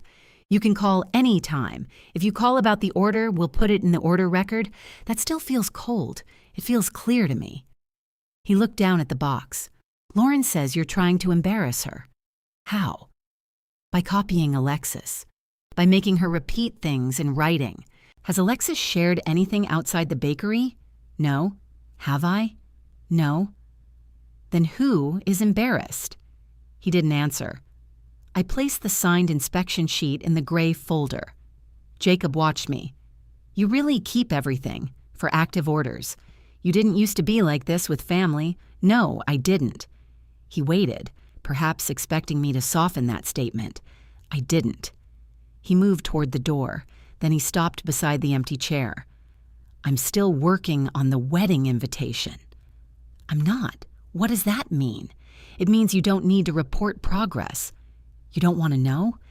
"If you invite me, tell me. If you don't make me listen to negotiations about my chair." His face reddened. "I'm not negotiating your chair." "What are you doing? Trying to keep everyone from getting upset? That isn't possible." "It used to be." "No, I used to stay quiet." He picked up the sample box. "Thanks for this. You're welcome." It was the first exchange between us in weeks that didn't need correction. He left through the front door. Alexis stood near the counter. "How did that feel?" "Expensive. The sample?" "No." She understood. That evening, Lauren emailed, "The sample is beautiful. Thank you." She had never thanked me for any part of the cake before. I replied, "You're welcome." Nothing else. The following week was quieter.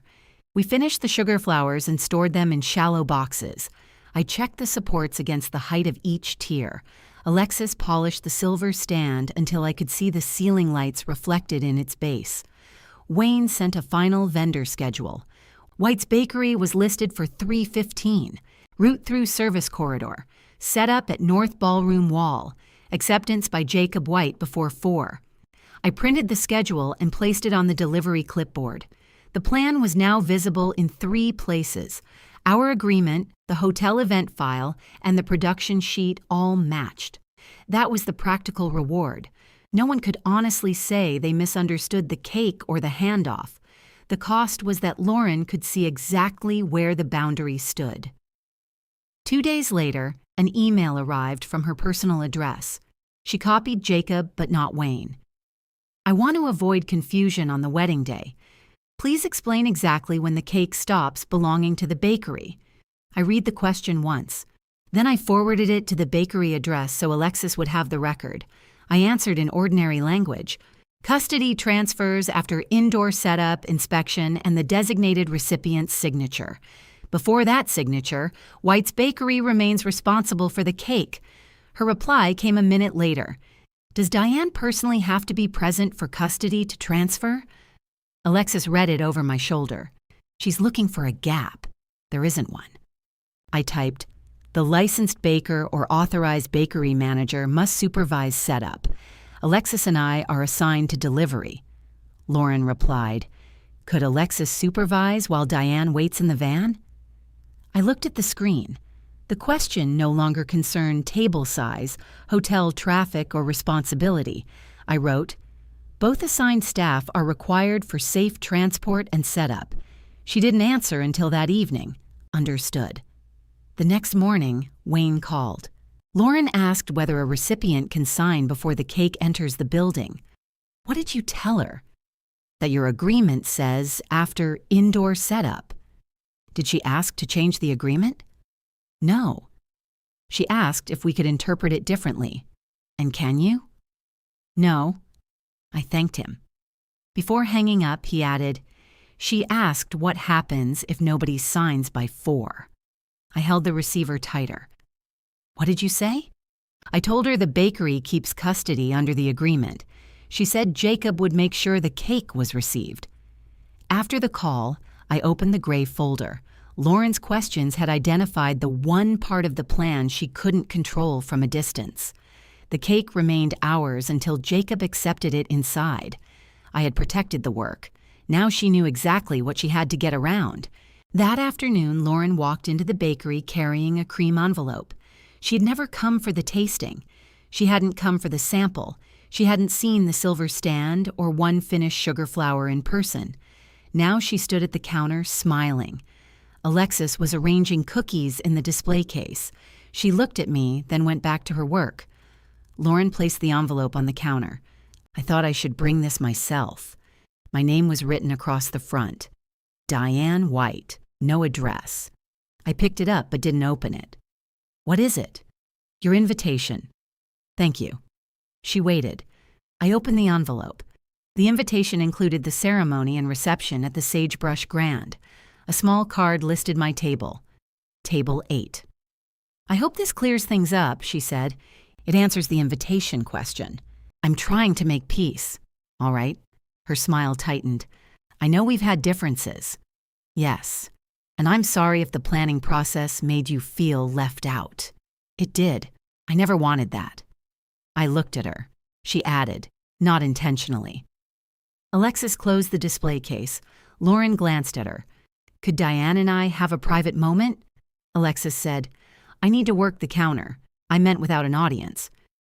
This is where the counter is, I said. We can use the office. Lauren followed me through the kitchen. The production sheet was still taped beside the workbench. She slowed when she saw it. That's the cake plan? Yes. She read the list. No gold. No. I understand. In the office, she sat across from Mark's desk. I remained standing. She looked around at the shelves, the invoice trays, and the gray folder. You really do keep everything. We need records, I suppose. I placed the invitation on the desk. Thank you for bringing this. You're welcome. Neither of us spoke. Finally, she opened her handbag and removed a single sheet of paper. I also brought a simple delivery update. She set it beside the invitation. The page said, White's Bakery would deliver the cake to the hotel's exterior service hold. Jacob would inspect it there. Hotel staff would move it into the ballroom later. At the bottom were signature lines for Jacob and me. Jacob had already signed. I read the page again. When did he sign this? Last night. Why didn't he send it through the bakery email? I thought it would be better if we talked in person. You refused to discuss the design in person. I'm here now. Yes. She folded her hands over her handbag. The hotel is going to be hectic. I don't want delivery people in the ballroom during photographs. We have a scheduled vendor time. I know. That's the issue. You scheduled photographs during setup. The photographer only has a certain window. Then the photographs can pause while we pass. I'd rather they didn't. I tapped the paper. The hotel won't move a completed custom cake. Wayne said they could accept it. After indoor setup. He said he could be designated. That still requires indoor setup. Her expression changed. You've made your position very clear. This page doesn't solve the problem. It solves every problem if you sign it. No. She looked toward the office door. I came here with an invitation. I thanked you. I thought that might matter. It does. But not enough to cooperate. I sat down. Was the invitation offered in exchange for this signature? No. Then don't place them on the same desk. She picked up the delivery page. You always assume the worst. I asked a direct question, and I answered. You avoided the answer. Her face reddened. I convinced Jacob to add you. Why did you need convincing? We were over capacity. The cake serves 120. We adjusted tables. You found one chair after I refused the loading area. That is not what happened. Then why today? Because I wanted to show goodwill.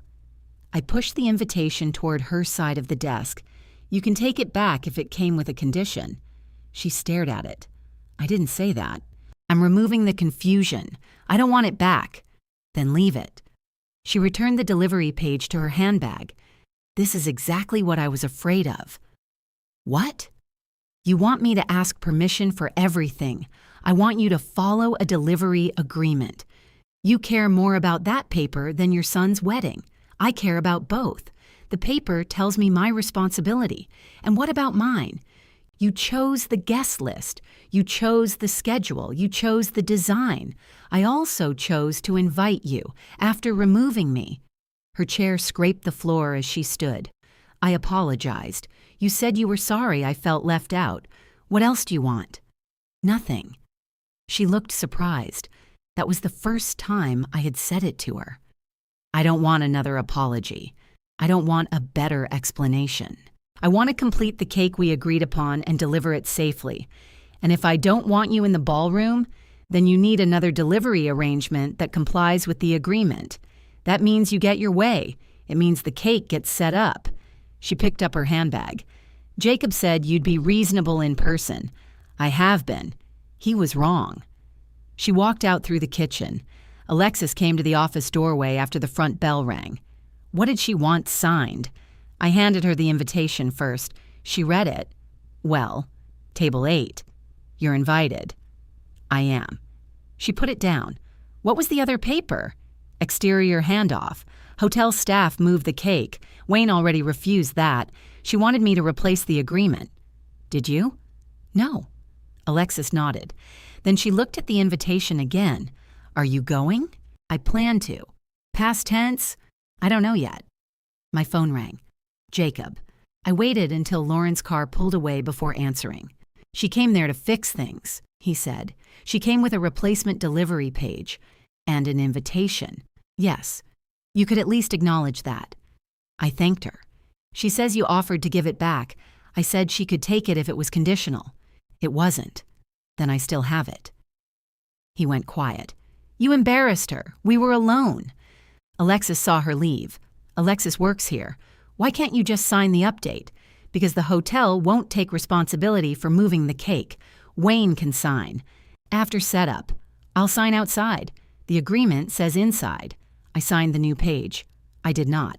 He raised his voice. It's my cake. Not until you accept it. You know what I mean. I do. You think because I made it for you, I will ignore the terms when you ask. Would you really refuse to leave it?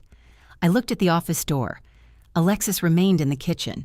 She was close enough to hear my side, but not his. The delivery is still scheduled for indoor setup at 3:15. That isn't what I asked. We haven't reached that situation. Because you won't answer. Neither will you. What am I not answering? Why did you sign a page that blocks me from the ballroom? To make Lauren comfortable. So you knew what it did. It's her wedding day. It's yours too. That's why I need this to stop. What needs to stop, Jacob? You pushing every technicality. The agreement isn't a technicality. It's a free cake from my mother. It is a custom order from a licensed bakery. You're both. Yes. Then act like my mother. The words sat between us. I rubbed my aching wrist. What would your mother do? She'd leave the cake and not ruin my wedding. There was no point asking what a son would do. He continued, if something happens because you refuse, people will know. Know what? That you chose paperwork over family. There was the threat, softened just enough for him to deny it later. I said, if people ask me what happened, I'll tell them. See? You're already preparing for a fight. No, I'm preparing a cake. He ended the call. I placed the phone beside the invitation. For several minutes, I listened to Alexis washing bowls in the kitchen. Then I opened the bakery calendar. We could still stop. The wedding was 9 days away. The baked layers were frozen. The flowers were finished. We would lose the labor and supplies, but we could return the date to ourselves. Lauren would say I canceled after receiving an invitation. Jacob would probably believe I had punished them. If I continued, they would expect me to yield at the hotel. They believed I would see the flowers, the guests, and my son in his wedding clothes. Then I would leave the cake wherever they told me, because no mother would risk being blamed for an empty table. They knew the agreement. They didn't know what I would do. Honestly, I wasn't certain either. That evening, I took the invitation home. I set it on the kitchen table beside Mark's old coffee mug. I had kept the mug after he died, though a small crack ran from the rim to the handle. I made tea in another cup. At 7:30, Jacob sent a message. Please don't cancel the cake. I read it twice. He didn't ask whether I was coming to the wedding. I wrote, the approved order remains on schedule. His reply came quickly. Thank you. The next morning, the bakery website received a new review. Lauren hadn't written it. The account belonged to someone I didn't recognize. The review said the bakery had become difficult about wedding accommodations and cared more about rules than reducing stress for clients. It didn't mention a name or event. Alexis found it before I did. Someone told this person, she said. Can we prove who? No. Then don't accuse anyone. Should I respond? What would you say? That we follow food safety and delivery agreements. Say less. She wrote, we're sorry to hear this concern. We use the same written delivery and food safety process for all custom events. I approved it. The review remained. 2 regular customers asked Alexis whether something had happened. She told them we couldn't discuss private orders. By lunch, I understood the counterstep. Lauren no longer needed to change the agreement. She only needed to make enforcing it look cruel. The loss wasn't one review. It was the clean ground I thought the paperwork gave me. The document could prove what happened. It couldn't stop people from deciding a mother should have surrendered anyway. On the Monday before the wedding, we began final production. I baked fresh layers to replace 2 that had settled unevenly in freezing. That cost another morning and more ingredients, but I wouldn't send a cake I couldn't stand behind. Alexis filled each tier. I applied the first coat of buttercream. The work required both hands and full attention. For several hours, no one spoke about Jacob or Lauren. By Wednesday, all 4 tiers were smooth and white. We placed the bottom tier on the silver stand. Then we stacked the others with supports between them. The cake rose almost to my shoulder. I added the piped bands. Alexis placed the boxes of sugar flowers beside me in order. White roses first, blush blossoms, lavender petals, 6 peonies climbing from the bottom tier toward the top. At 6 that evening, we stepped back. The cake matched the approved photograph in every sign choice. It was balanced, clean, and finished. Alexis took photographs from every side. Then we moved it into the walk-in cooler.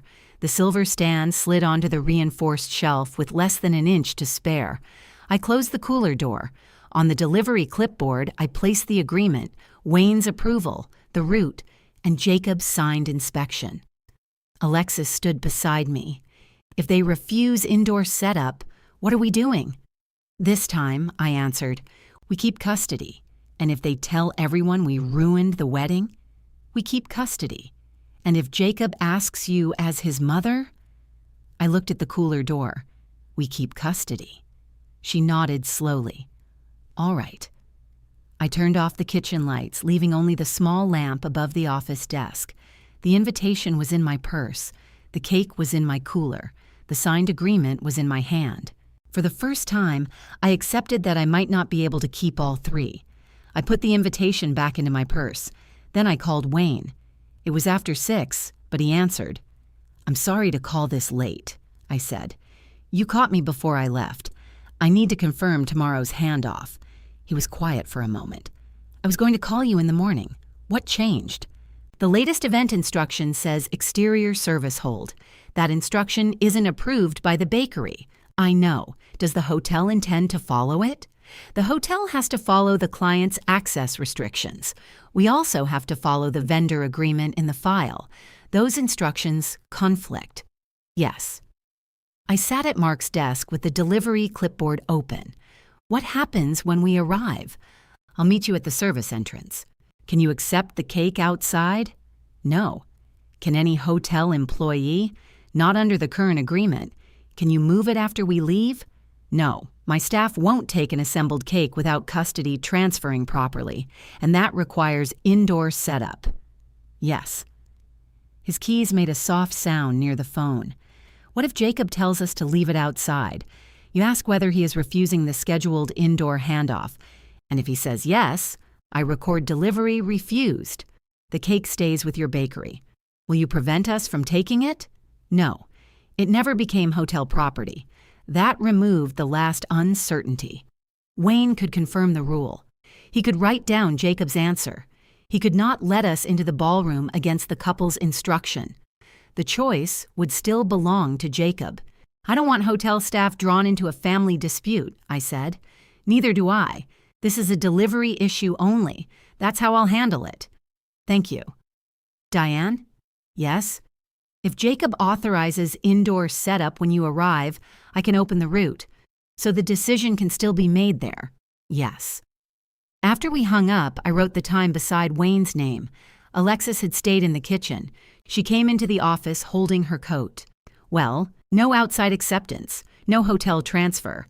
If Jacob refuses indoor setup, Wayne marks the delivery refused, and we leave. Yes. She sat across from me. What if Wayne changes his mind tomorrow? He has the agreement. That wasn't my question. He could decide not to involve himself. Then what? We asked Jacob in front of him. We write the answer ourselves. She nodded. The paperwork still works. The paperwork records the choice. It doesn't make the choice easier. Alexis leaned back. We could stop now. I know. We could send Jacob a final message. Tell him no indoor setup means no delivery. He already knows the terms. He might not know you mean them. I looked at her. He doesn't. Then tell him. If I tell him tonight, Lauren will say I threatened them the evening before the wedding. She'll say that anyway. Maybe. Alexis rested her arms on the desk. We could send the agreement to everyone who asks. No, not now, if they blame you. We answer with facts when needed. That's what I mean. No guest list, no private messages, no invitation history. Why protect them? I'm protecting myself. She frowned. From what? From becoming cruel because I finally have proof. Alexis looked at the thick folder. They haven't worried much about protecting you. I know. You could post the screenshots tonight. The vendor page. The outside delivery request. All of it. Then they couldn't create a story tomorrow. That would make the wedding about a fight before anything has happened. Something has happened. Yes. But they can still accept the cake correctly. She was quiet. I continued. If Jacob opens that ballroom door, the cake goes inside. I'm not punishing him for the refusal before he makes it. And if he doesn't, then we tell the truth about that. She stood. All right, you don't have to come. Her eyes narrowed. You're not getting rid of me tonight. I mean tomorrow. This will change things with Jacob. It might change things with Lauren, too. I already have distance from Lauren. Do you want distance from Jacob? No. Then why are you offering me an escape from it? Because he may blame you for helping. He can blame the weather if he wants. I'm still driving the van. You don't usually drive. You need both hands after transport. My wrist is better. It's not better enough. She picked up the delivery clipboard. I'll be here at noon, 11. The cake doesn't leave until after 2. We inspect every flower first. She smiled slightly. 11 then. At home, I hung my dress on the bedroom door. It was dark blue with simple sleeves. I had bought it after receiving the invitation. I hadn't told Jacob. The shoes were still in their box. I tried the dress on once more. It fit. I stood before the mirror and adjusted the collar. Then I took it off, zipped it into a garment bag, and hung it near the front door. I didn't know whether I would wear it. That night, I slept in short pieces. At 2:17, I woke thinking about the top tier. At 3:40, I wondered whether the supports had shifted. At 5, I stopped trying to sleep. I made coffee and drove to the bakery. Sheridan Avenue was almost empty. The sky above the roofs had begun to lighten. Inside, I turned on the kitchen lamps but left the front dark. The bakery was closed for the wedding delivery. We'd posted the notice 3 days earlier. The walk-in cooler hummed behind the prep area. I opened the door. The cake stood on the reinforced shelf, untouched. The buttercream was firm. Each flower remained in place. A small bead of moisture had formed along the silver base, but the cake itself was dry. I checked the bottom tier with a level, centered. I measured the height again. Then I took photographs with the cooler clock visible. At 6:10, Jacob sent a message. Big day. Thank you for everything. I looked at the words for a long time. I typed, the cake is finished and on schedule. Then I erased it. I wrote, you're welcome. The cake is finished and beautiful. He replied with a heart. That small red shape almost undid me. For a few seconds, I wanted to call him. I wanted to tell him the dress was ready. I wanted him to say, of course you're coming, Mom. Forget all this delivery nonsense. I put the phone into the desk drawer. At 7, I began making fresh buttercream for the repair kit. Transport could crack piping or loosen a flower. We carried extra icing, spare blossoms, clean tools, gloves, towels, and supports on every large delivery. I packed each item myself. At 8:30, Lauren emailed the bakery. Please confirm arrival at exterior service hold by 3:15. I forwarded the message to Wayne without comment. He replied to all of us. White's Bakery is scheduled to arrive through the service courtyard at 3:15. Indoor setup and recipient acceptance remain pending. Hotel staff cannot accept custody at the exterior hold. Jacob answered, I will meet the bakery. Lauren did not reply. The wording mattered. Jacob hadn't said where he would accept the cake. I didn't ask. At 10, I unlocked the front door for Alexis. She entered carrying breakfast and wearing dark trousers with a white bakery shirt. I brought eggs. I'm not hungry. I didn't ask. She placed a container on Mark's desk. Eat before we touch the cake. I ate half. At 11, we began the inspection. Alexis read from the production sheet while I turned the reinforced shelf beneath the cake. 4 tiers. Yes. White finish. Yes. Piped bands. Yes. 6 peonies. We counted them. White roses, blush blossoms, lavender flowers. Yes. No fresh flowers. She checked the photographs against the finished cake. Match. I signed the final inspection line. She signed beneath me. Then we examined the silver stand. No dents, no loose edge, no remaining tarnish. At noon, Alexis backed the van to the rear door. The cargo floor had been cleaned and fitted with a non-slip mat. We secured the cake platform to the mounting rails. Moving the cake took both of us. We rolled the low cart into the cooler. I guided the silver stand while Alexis pulled from the front. Slow, I said. I'm barely moving. The left side. I see it. The stand cleared the cooler door. We stopped twice between the cooler and the van. At the rear threshold, Alexis climbed inside. I guided the cart lift upward until the platform matched the van floor. The cake entered without touching the frame. We locked the stand in place and added padded braces around the base. I checked every flower again. The cake was now inside the bakery van, but it remained in my custody. The agreement and clipboard went into the front seat with me. My dress hung behind the passenger seat in its garment bag. Alexis noticed it. "You brought it." "Yes." "That means you're going. It means I have the option." She didn't argue. At 1, we drove a slow route around 3 blocks to test the mount. Back at the bakery, nothing had moved. We waited another hour to keep the cake cold. I sat in the office with Mark's mug beside me. Alexis checked the van temperature every 10 minutes. At 2:14, Jacob called. "We're at the hotel." "How is everything?" "Busy." "Is the ballroom route open?" "Wayne says it is." "Good." Lauren really needs the exterior handoff. The approved agreement requires indoor setup. I know what it says, then we'll see you inside. He didn't answer. "Jacob, I'll meet you when you arrive." The call ended. Alexis stood in the doorway. He didn't confirm. "No. Do you want to leave now?" I looked at the wedding invitation beside the gray folder. If I stayed, they would say I refused delivery without giving Jacob a chance.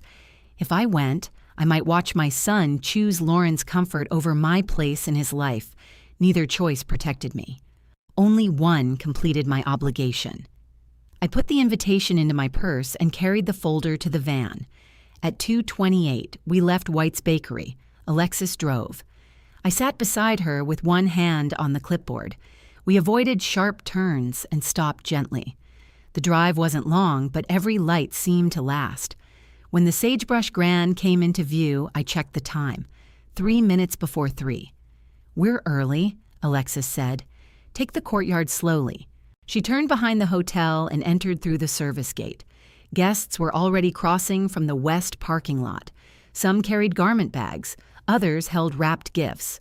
A few hotel workers stood near the service door. Wayne was among them. Alexis stopped the van beneath the covered loading area at 3:03. The cake remained secured behind us. I picked up the gray folder and stepped out. Wayne walked toward me. Before he reached us, the service door opened. Jacob came through alone. He was wearing the blue tie. For 1 second, that was all I noticed. Then he looked at the van, the folder in my hand and Alexis behind the wheel. "Mom, you're early." "We're 12 minutes early, I know. I just mean, Lauren isn't ready. The cake has to be inside before 4. He rubbed the back of his neck. "There's been a change." Wayne reached us then. "Good afternoon," he said. "I have the side route open." Jacob turned toward him. "We're doing the outside handoff." Wayne looked at me. "I don't have approval for that." "I'm approving it," Jacob said. "You're the designated recipient, but the bakery has to approve a change to its delivery terms." Jacob lowered his voice. "We don't need to make this complicated." Wayne tapped the radio at his belt. "I'm not trying to. The ballroom route is available." Jacob looked through the service doorway. "No, the cake stays here." Alexis got out of the van. She walked around to the rear doors but didn't open them. I said, "Where do you want the cake set up?" "Right here is fine." "Right where?" "By the loading area." "There is no cake table here. Hotel staff can bring one," Wayne said. "That wouldn't complete the bakery setup." Jacob's jaw tightened. "It doesn't matter. I'll sign for it." "After indoor setup," I said. "Mom, please." Guests were crossing the courtyard behind him. A couple carrying a large wrapped box slowed when they saw the bakery van. One of them smiled. "Is that the wedding cake?" Jacob turned and gave them a quick smile. "Yes, it just arrived." They continued toward the hotel. He waited until they were farther away. "Can we do this quietly?" "I am speaking quietly." "Then just leave it. I need to understand what you're refusing." "I'm not refusing anything. You won't allow us to set up indoors. You don't need to go inside." "The cake does. Wayne's staff can move it." Wayne said, My staff cannot accept or move an assembled outside cake under this agreement. Jacob looked at him sharply. I'm telling you to. I understand. I still can't do it. This is our hotel event. Yes, sir. We paid for staff. You did. Cake transport isn't among their assigned duties. Jacob glanced toward the service door again. The door opened and two people from the wedding party came out. They were both dressed for photographs. One carried a garment bag. The other held a box of pins. They stopped beneath the covered area when the rain began again. Jacob moved closer to me. Mom, Lauren doesn't want you going through the ballroom. Why? They're taking pictures. We'll use the side route. You could still be seen. I looked at his blue tie. I received an invitation. This isn't about the invitation. Then why does it matter if I'm seen? He spoke through his teeth. Because she wants the pictures a certain way. I'm delivering a cake in bakery clothes. That's the point. The woman holding the garment bag turned her face away, pretending not to listen. Jacob noticed. He reached for my elbow. Can we talk over there? I stepped back before he touched me. We can talk beside the van. His face flushed. Please don't do this. I drove here to deliver your cake. Then deliver it. Inside. No. The word came out louder than he intended. Several people near the service gate looked toward us. Alexis opened the rear doors. Cold air moved from the van. The cake stood on its silver base, secured by padded braces. The white tiers rose behind us. Lavender and blush flowers curved up one side. The two people beneath the cover stared. That is gorgeous, one said. I thanked her. Jacob looked at the cake, and something in his face softened. You finished it. Yes, it looks exactly like the sample. Yes. He stepped closer to the van. For one moment, I thought seeing it would settle him. He would remember the hours. He would open the ballroom route and sign at the table. Then his phone rang. Lauren's name appeared on the screen. He answered. The cake is here. I couldn't hear her first words. Jacob looked at me. No, she hasn't brought it in. Lauren spoke again. He said, Wayne says the staff can't move it. Her voice rose enough to carry through the phone. Then you move it. Jacob turned slightly away. It's 4 tiers. I don't care. She cannot come into the ballroom. He glanced at the people standing nearby. Keep your voice down. Why is this even a discussion? Because of the agreement. Lauren said something I couldn't hear. Then the service door opened hard. She came through wearing a white robe over part of her wedding clothes. Her hair had been arranged, but one side was still pinned away from her face. She stopped when she saw me. What are you doing? Delivering the cake. You were told to use the exterior hold. I didn't agree to that. You received my email. Receiving an instruction isn't approving it. She looked past me into the van. Her expression changed when she saw the cake. For a second, she looked pleased. Then she noticed the people watching. Jacob, handle this. I'm trying. She turned to Wayne. You can have someone move it. No, ma'am. We are paying this hotel a great deal of money. I understand. Then find someone. My staff can't take custody under the bakery agreement. I'm the bride. I'm telling you, I accept it.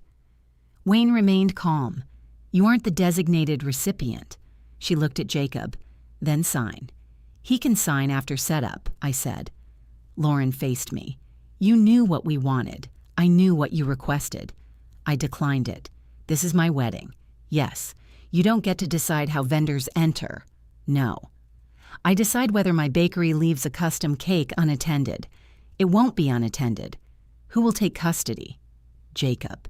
Inside? No. Then the handoff cannot be completed. Lauren's eyes filled. The tears appeared quickly, but this time she didn't soften her voice. You are doing this on purpose. I arrived early with the finished cake. You're forcing your way into my reception. I'm asking to set up at the approved table. You want everyone to see you. I plan to change clothes and attend as a guest. Her eyes moved toward the front of the van. The garment bag was visible behind the passenger seat. You brought a dress? You invited me. That was before you turned delivery into a standoff. The invitation was yesterday. Exactly. I tried to make peace with a replacement agreement. I was trying to prevent this. I kept my hands at my sides. Lauren, open the route. We will set up the cake and leave the ballroom. I can enter later through the guest door. No. Jacob said her name softly. She turned on him. No. I have spent the entire morning trying to keep things calm. She is not coming into those pictures dressed like that, carrying boxes through the background. We can pause the pictures, he said. I don't want to pause them. It will take 30 minutes. I said no. She looked at me. You can attend the ceremony if you want. You can come to the reception after the photographs. But you are not walking into that ballroom with the cake. The invitation had become another thing she could divide. Guest later. Labor now. Invisible between them. Wayne checked the time. It's 3:13, he said. We need a decision. Lauren pointed toward the van. The cake stays here. Wayne said, I cannot accept it here. No one asked you to own it. Custody has to transfer to someone. Then Jacob accepts it. I looked at my son. He stared at the silver stand. Jacob, I said, do you want indoor setup under the agreement you signed? He didn't answer. Lauren said, don't let her talk to you like an employee. I waited. Jacob, are you allowing us to take the cake to the approved table? He looked at me. Just leave it here, Mom. After I leave, who moves it? We'll figure it out. That isn't an accepted handoff. It's good enough. No, it isn't. His face hardened. Why do you need me to say it your way? Because I need a clear answer. You have one. Are you refusing the contracted indoor handoff? Wayne opened the event file on his clipboard. The people beneath the cover stopped pretending not to listen. More guests had entered the courtyard. A few stood near the gate because the rain had grown heavier. Jacob looked at them. Then he looked at Lauren. She folded her arms. He knew the agreement. He knew the deadline. He also knew I had never let one of his celebrations fail. His belief was written plainly across his face. I would give in. He stepped toward me. Leave it at the loading dock, Mom, then go. Lauren doesn't want you in the pictures. The courtyard became very quiet. I heard the van's cooling unit switch on behind me. I said, the cake can stay, but I cannot enter. Yes. And you are refusing indoor setup? I'm accepting the cake here. That isn't the question. He looked at Wayne. Can you please make her understand? Wayne said. The agreement requires setup at the ballroom table before your signature. If you refuse that setup, I have to record the delivery as refused. Jacob stared at him. You'd let her take our cake? I don't control the cake. Lauren said, nobody is taking anything. I reached into the gray folder and removed the signed agreement. I held it toward Jacob. Your name is here. Read the final paragraph. I've read it. Then answer. He didn't take the paper. I'm not letting you into the ballroom. Thank you. His face changed. That was the moment he understood. Not when I brought the agreement. Not when Wayne explained it. Not when I refused Lauren's replacement page. He understood when I thanked him for a clear refusal. I turned to Wayne. Please mark indoor handoff refused by the designated recipient. Lauren stepped forward. No. Wayne looked at Jacob. Is that accurate? Jacob's mouth opened. Lauren said, he accepted the cake. Wayne kept his eyes on Jacob. Did you authorize indoor setup? Jacob looked at the guests around us. No. Will you authorize it now? No. Wayne wrote on the event file. Delivery refused at 3:16. Lauren grabbed Jacob's arm. Tell her to leave it. He pulled away from her. I did. Then why is she taking it? Because you wouldn't let her inside, someone beneath the cover said. Lauren turned. This is a private family matter. The person holding the garment bag looked at the cake. It's happening at the guest entrance. Lauren's face went pale. I handed the bakery copy to Wayne. He wrote the same time and reason, then signed beneath it. Hotel staff cannot accept the cake outside, he said. I'm closing my part of the delivery. He gave the copy back to me. Then, as promised, he left. He went through the service door and didn't return. Authority had not rescued me. It had only recorded what my son chose. Alexis released the rear platform. We had not removed the cake from the van, but the cart and stand had been pulled to the edge for unloading. She pushed the platform inward. Lauren moved between her and the open doors. "You can't take our wedding cake." Alexis stopped. I said, "Please step away from the van. I am the bride. This is bakery property. My fiancé's mother made it for us." "Yes, you can't sell it to someone else. I haven't discussed what happens next. Then leave it." "No." Jacob looked at me. "Mom, don't." I closed the gray folder. "You refused delivery. I refused you entering. They are the same decision under this agreement. You're going to ruin the reception. The ballroom door is still open." Lauren looked toward it. "You know I can't let you in now." I nodded. "Then we're finished here." Alexis secured the platform. I checked every brace. The cake hadn't moved. Guests stood along the covered walkway. Nobody cheered. Nobody clapped. They watched because a 4-tier wedding cake was leaving before the wedding had begun. That was enough. I climbed into the passenger seat. My dark blue dress still hung behind me. Jacob came to the open door. "Please." I looked at him. He had used that word all morning.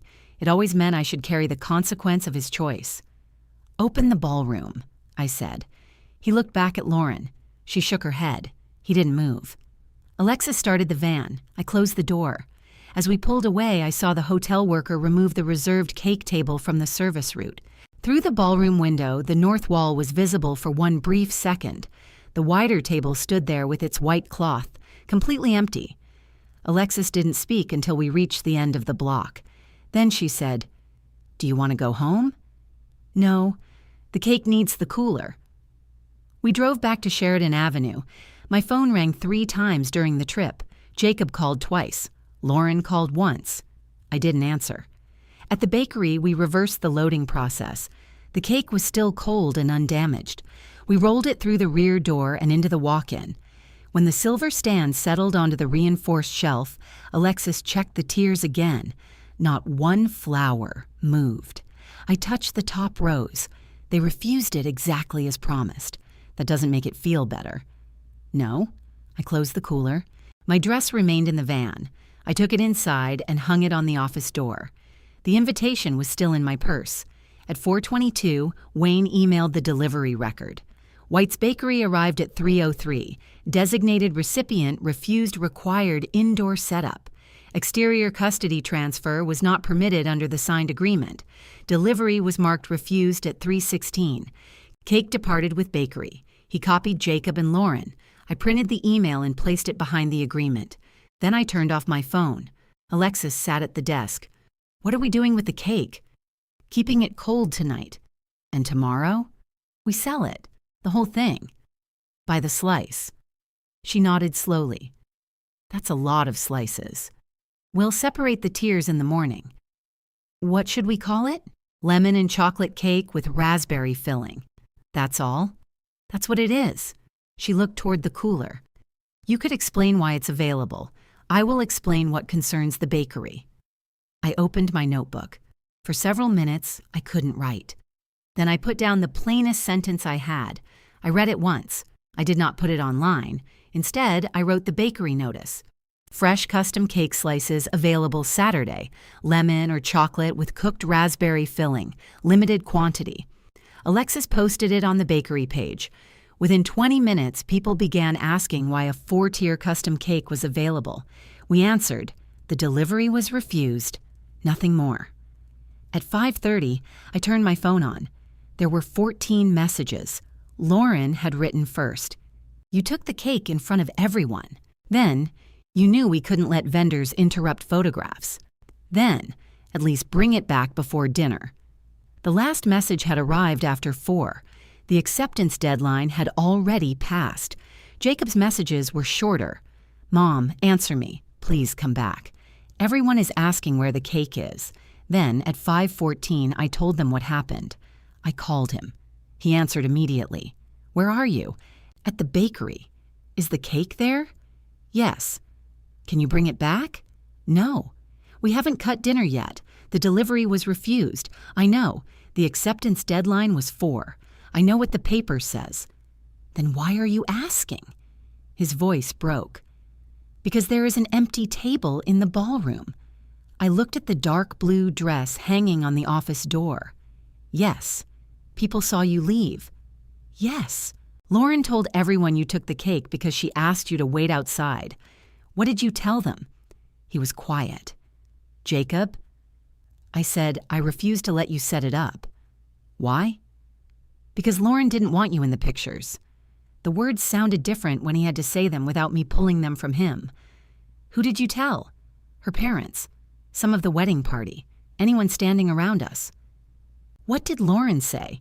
That you were using the agreement to punish her. And what did you say? Nothing. There he was again. Private truth. Public silence. I rubbed my wrist. Then you haven't told them what happened. I admitted I refused delivery. You let her supply the reason. What do you want me to do? Stand in the ballroom and accuse my wife? She isn't your wife yet. The ceremony is over. I closed my eyes. All right. Mom, please bring the cake. No, people are waiting. They waited while you refused the handoff. That isn't fair to them. I did not invite them to a reception without an accepted cake. He breathed into the phone. You knew this would happen. I knew it could. And you did it anyway. I completed the cake and brought it early. You could have left it. Yes. The answer stopped him. I continued. I could have left bakery property outside without a safe transfer. I could have ignored the agreement because you expected me to protect you from your choice. You're my mother, and you're 39 years old. Silence. Then he asked, Are you coming to the reception? I looked at the dress. No, I didn't tell you not to come as a guest. You told me to go. I meant after delivery. You said Lauren didn't want me in the pictures. The pictures are finished now. I took the garment bag from the hook. That invitation expired at the loading dock. I ended the call. 10 minutes later, Lauren posted a message. Alexis showed it to me. Lauren wrote that a family member had withdrawn the wedding cake at the last moment over a disagreement about vendor access. She said they had tried to accommodate everyone, but some people valued control over kindness. She didn't use my name. She didn't need to. Comments appeared quickly. Some expressed sympathy. Some asked what bakery would remove a paid cake. Then one of the adults who had stood beneath the cover wrote, The cake wasn't paid for. I was there. The groom would not let his mother enter to set it up. Another person wrote, Hotel staff said they could not accept it outside. A photograph appeared beneath the comments. It showed the bakery van with its rear doors open and the finished cake inside. The agreement wasn't visible, but the cake was. Finished. Delivered. Untouched. Lauren deleted the post. Screenshots remained.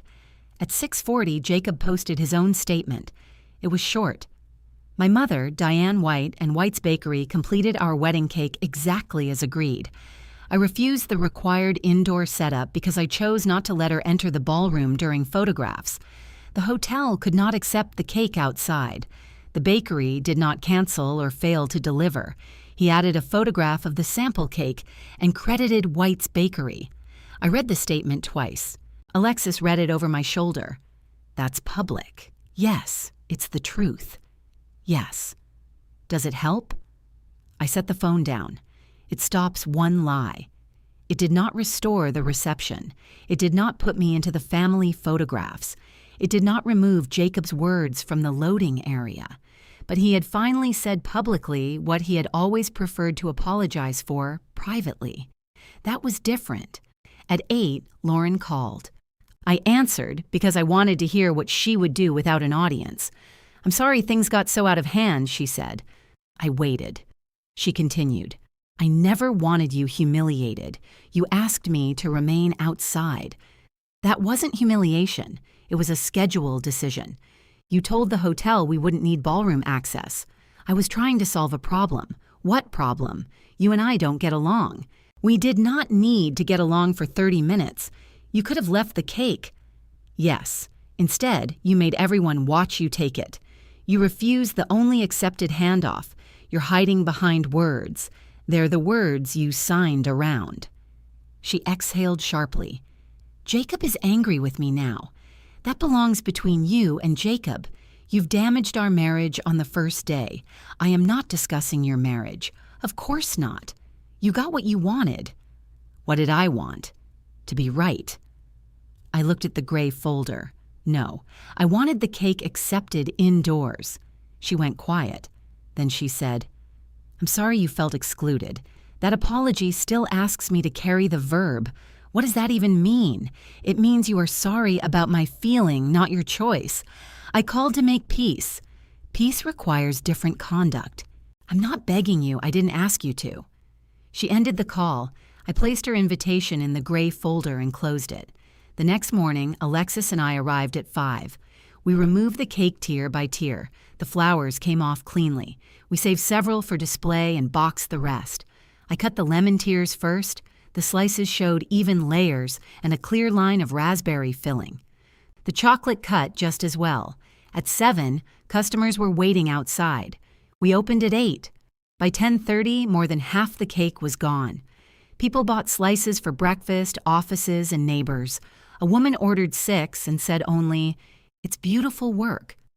I thanked her. Nobody needed the family story to taste it. We recovered part of the ingredient cost. We did not recover the declined orders or all the labor. At noon, Jacob entered through the front door. He wore yesterday's blue tie with the knot loosened. His eyes were red. Alexis continued serving customers. I met him near the office. I'm sorry, he said. I heard you. I mean it. I believe you. His face lifted slightly. I continued. That doesn't repair anything. He looked toward the remaining slices. You sold it? Yes. Did people ask? Yes. What did you tell them? That delivery was refused. He nodded. Lauren thinks I betrayed her with the post. You corrected a false version. I know. Do you? He stared at the floor. I told her you're not going to be excluded anymore. What did she say? That I should have supported my wife. What did you say?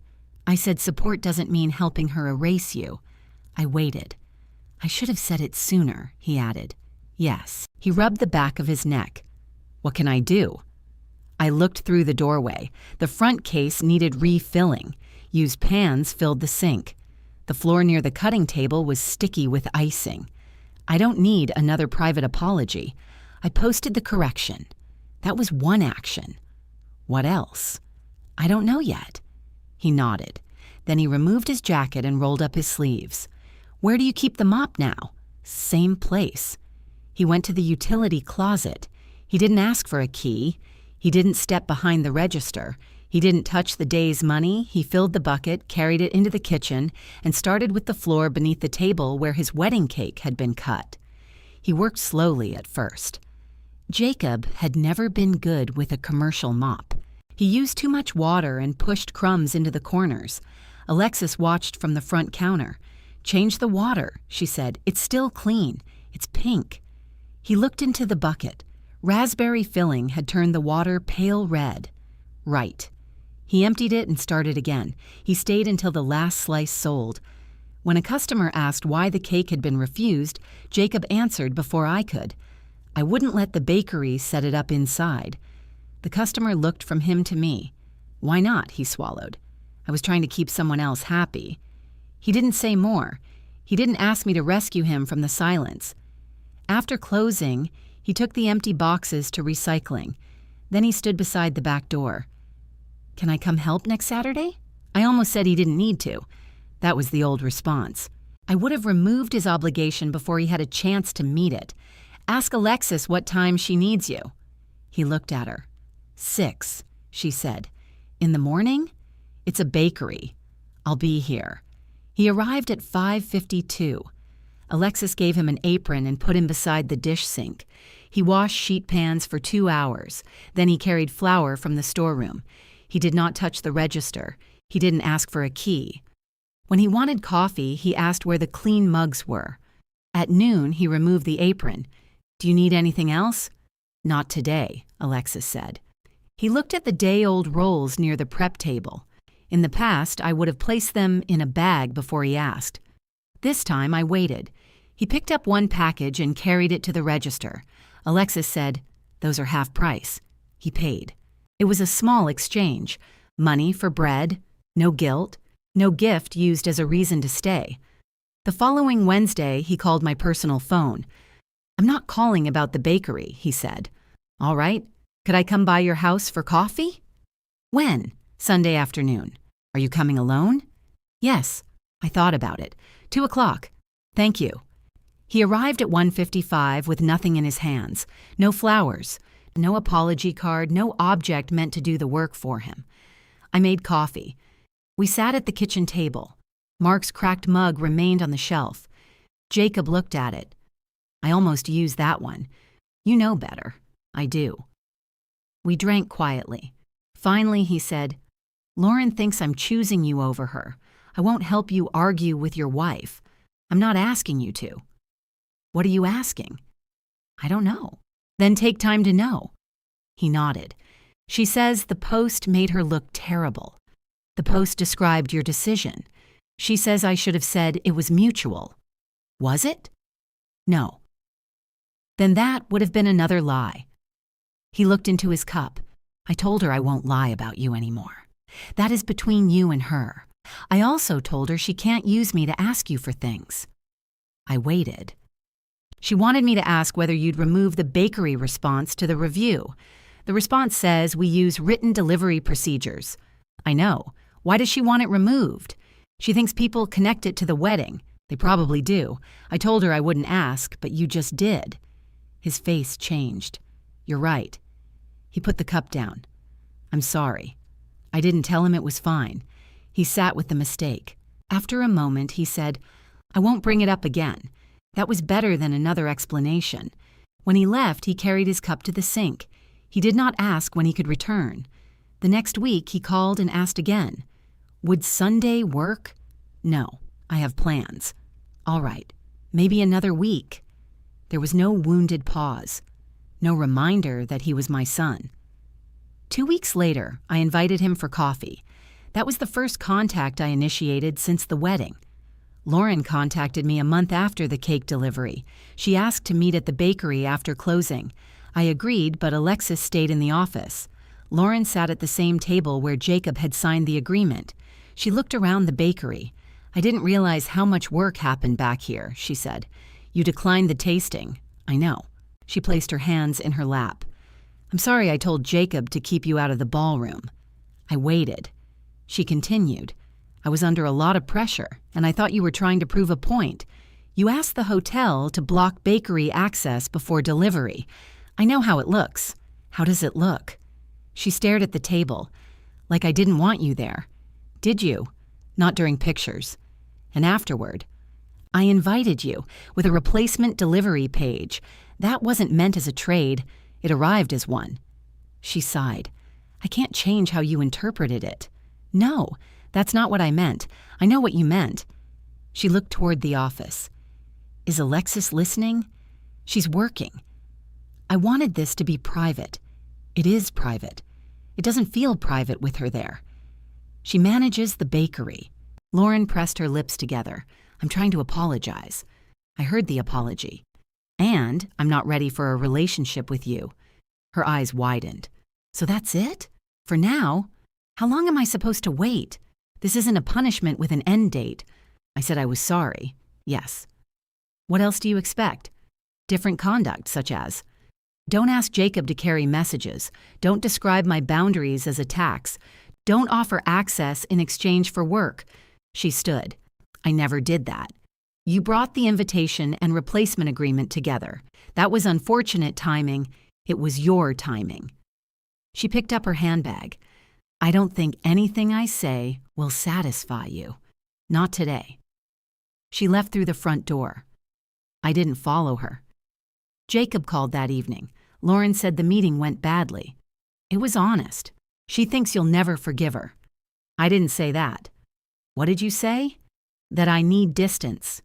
How much? That is not for you to negotiate. He caught himself. You're right. He didn't ask me to reconsider.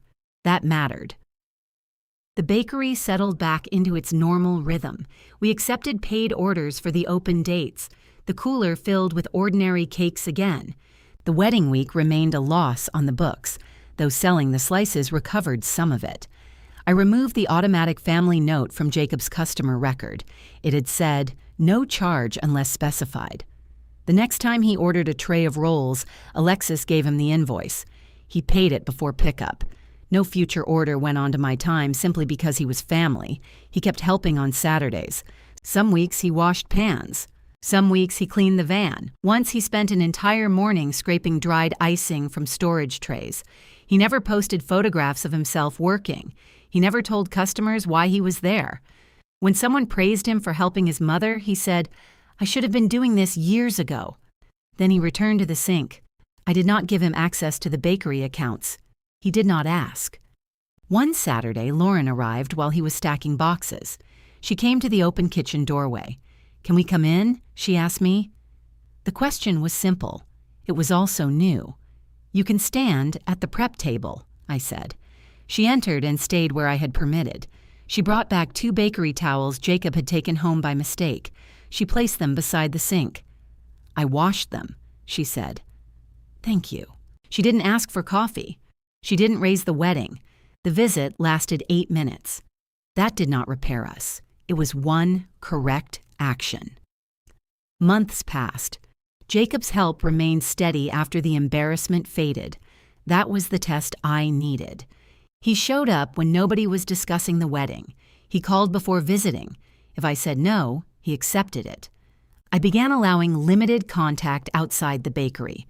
Coffee first, then dinner at my house. Lauren was not included at first. Jacob didn't demand that she be. Later, I agreed to one meal with both of them at a small restaurant. Lauren asked before choosing the time. She did not call it a fresh start. We ate dinner, that was all. I had wanted the cake to restore my place in Jacob's life. I had believed useful hands could pull me back into a room where my name had disappeared. The cake couldn't do that. Jacob's repeated choices could begin to. One winter afternoon, I found the remaining sugar peony in the bakery office. Alexis had placed it beneath a clear cover. A few petals had faded near the edges. I kept it there, not as a memorial to the wedding. It was proof of work completed well, even when the person receiving it failed. By spring, my wrist no longer ached. We booked another formal cake at the Sagebrush Grand. This one was paid in full. The customer attended the tasting and approved every detail in person. When I told Jacob about the order, he asked one question. "Would you like help with the stand?" Yes. He came to the bakery the evening before delivery. The silver stand had been stored in its cloth wrapping since the refused wedding. We set it on the work table. A faint dark line had formed around the base. Jacob opened the polish. "May I?" I handed him a clean cloth. He worked slowly, turning the stand as he rubbed each section. I checked the raised edge and tightened one small fitting underneath. Neither of us mentioned the loading dock. We didn't need to avoid it. We simply had other work. Alexis left at 5:30. "Lock up when you're done," she said. "I will." Jacob polished the last section while I finished the next morning's order list. When he was done, he held the stand beneath the light. "It looks new. It looks cared for."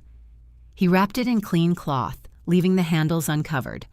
Outside, Sheridan Avenue had gone quiet. The evening light reflected in the bakery window. I put the order list into the office drawer. Jacob waited near the front door until I joined him. He did not reach past me for the lock or assume he was staying. I switched off the display lights. Then I turned the bakery sign to closed while Jacob carried the polished silver cake stand beside me.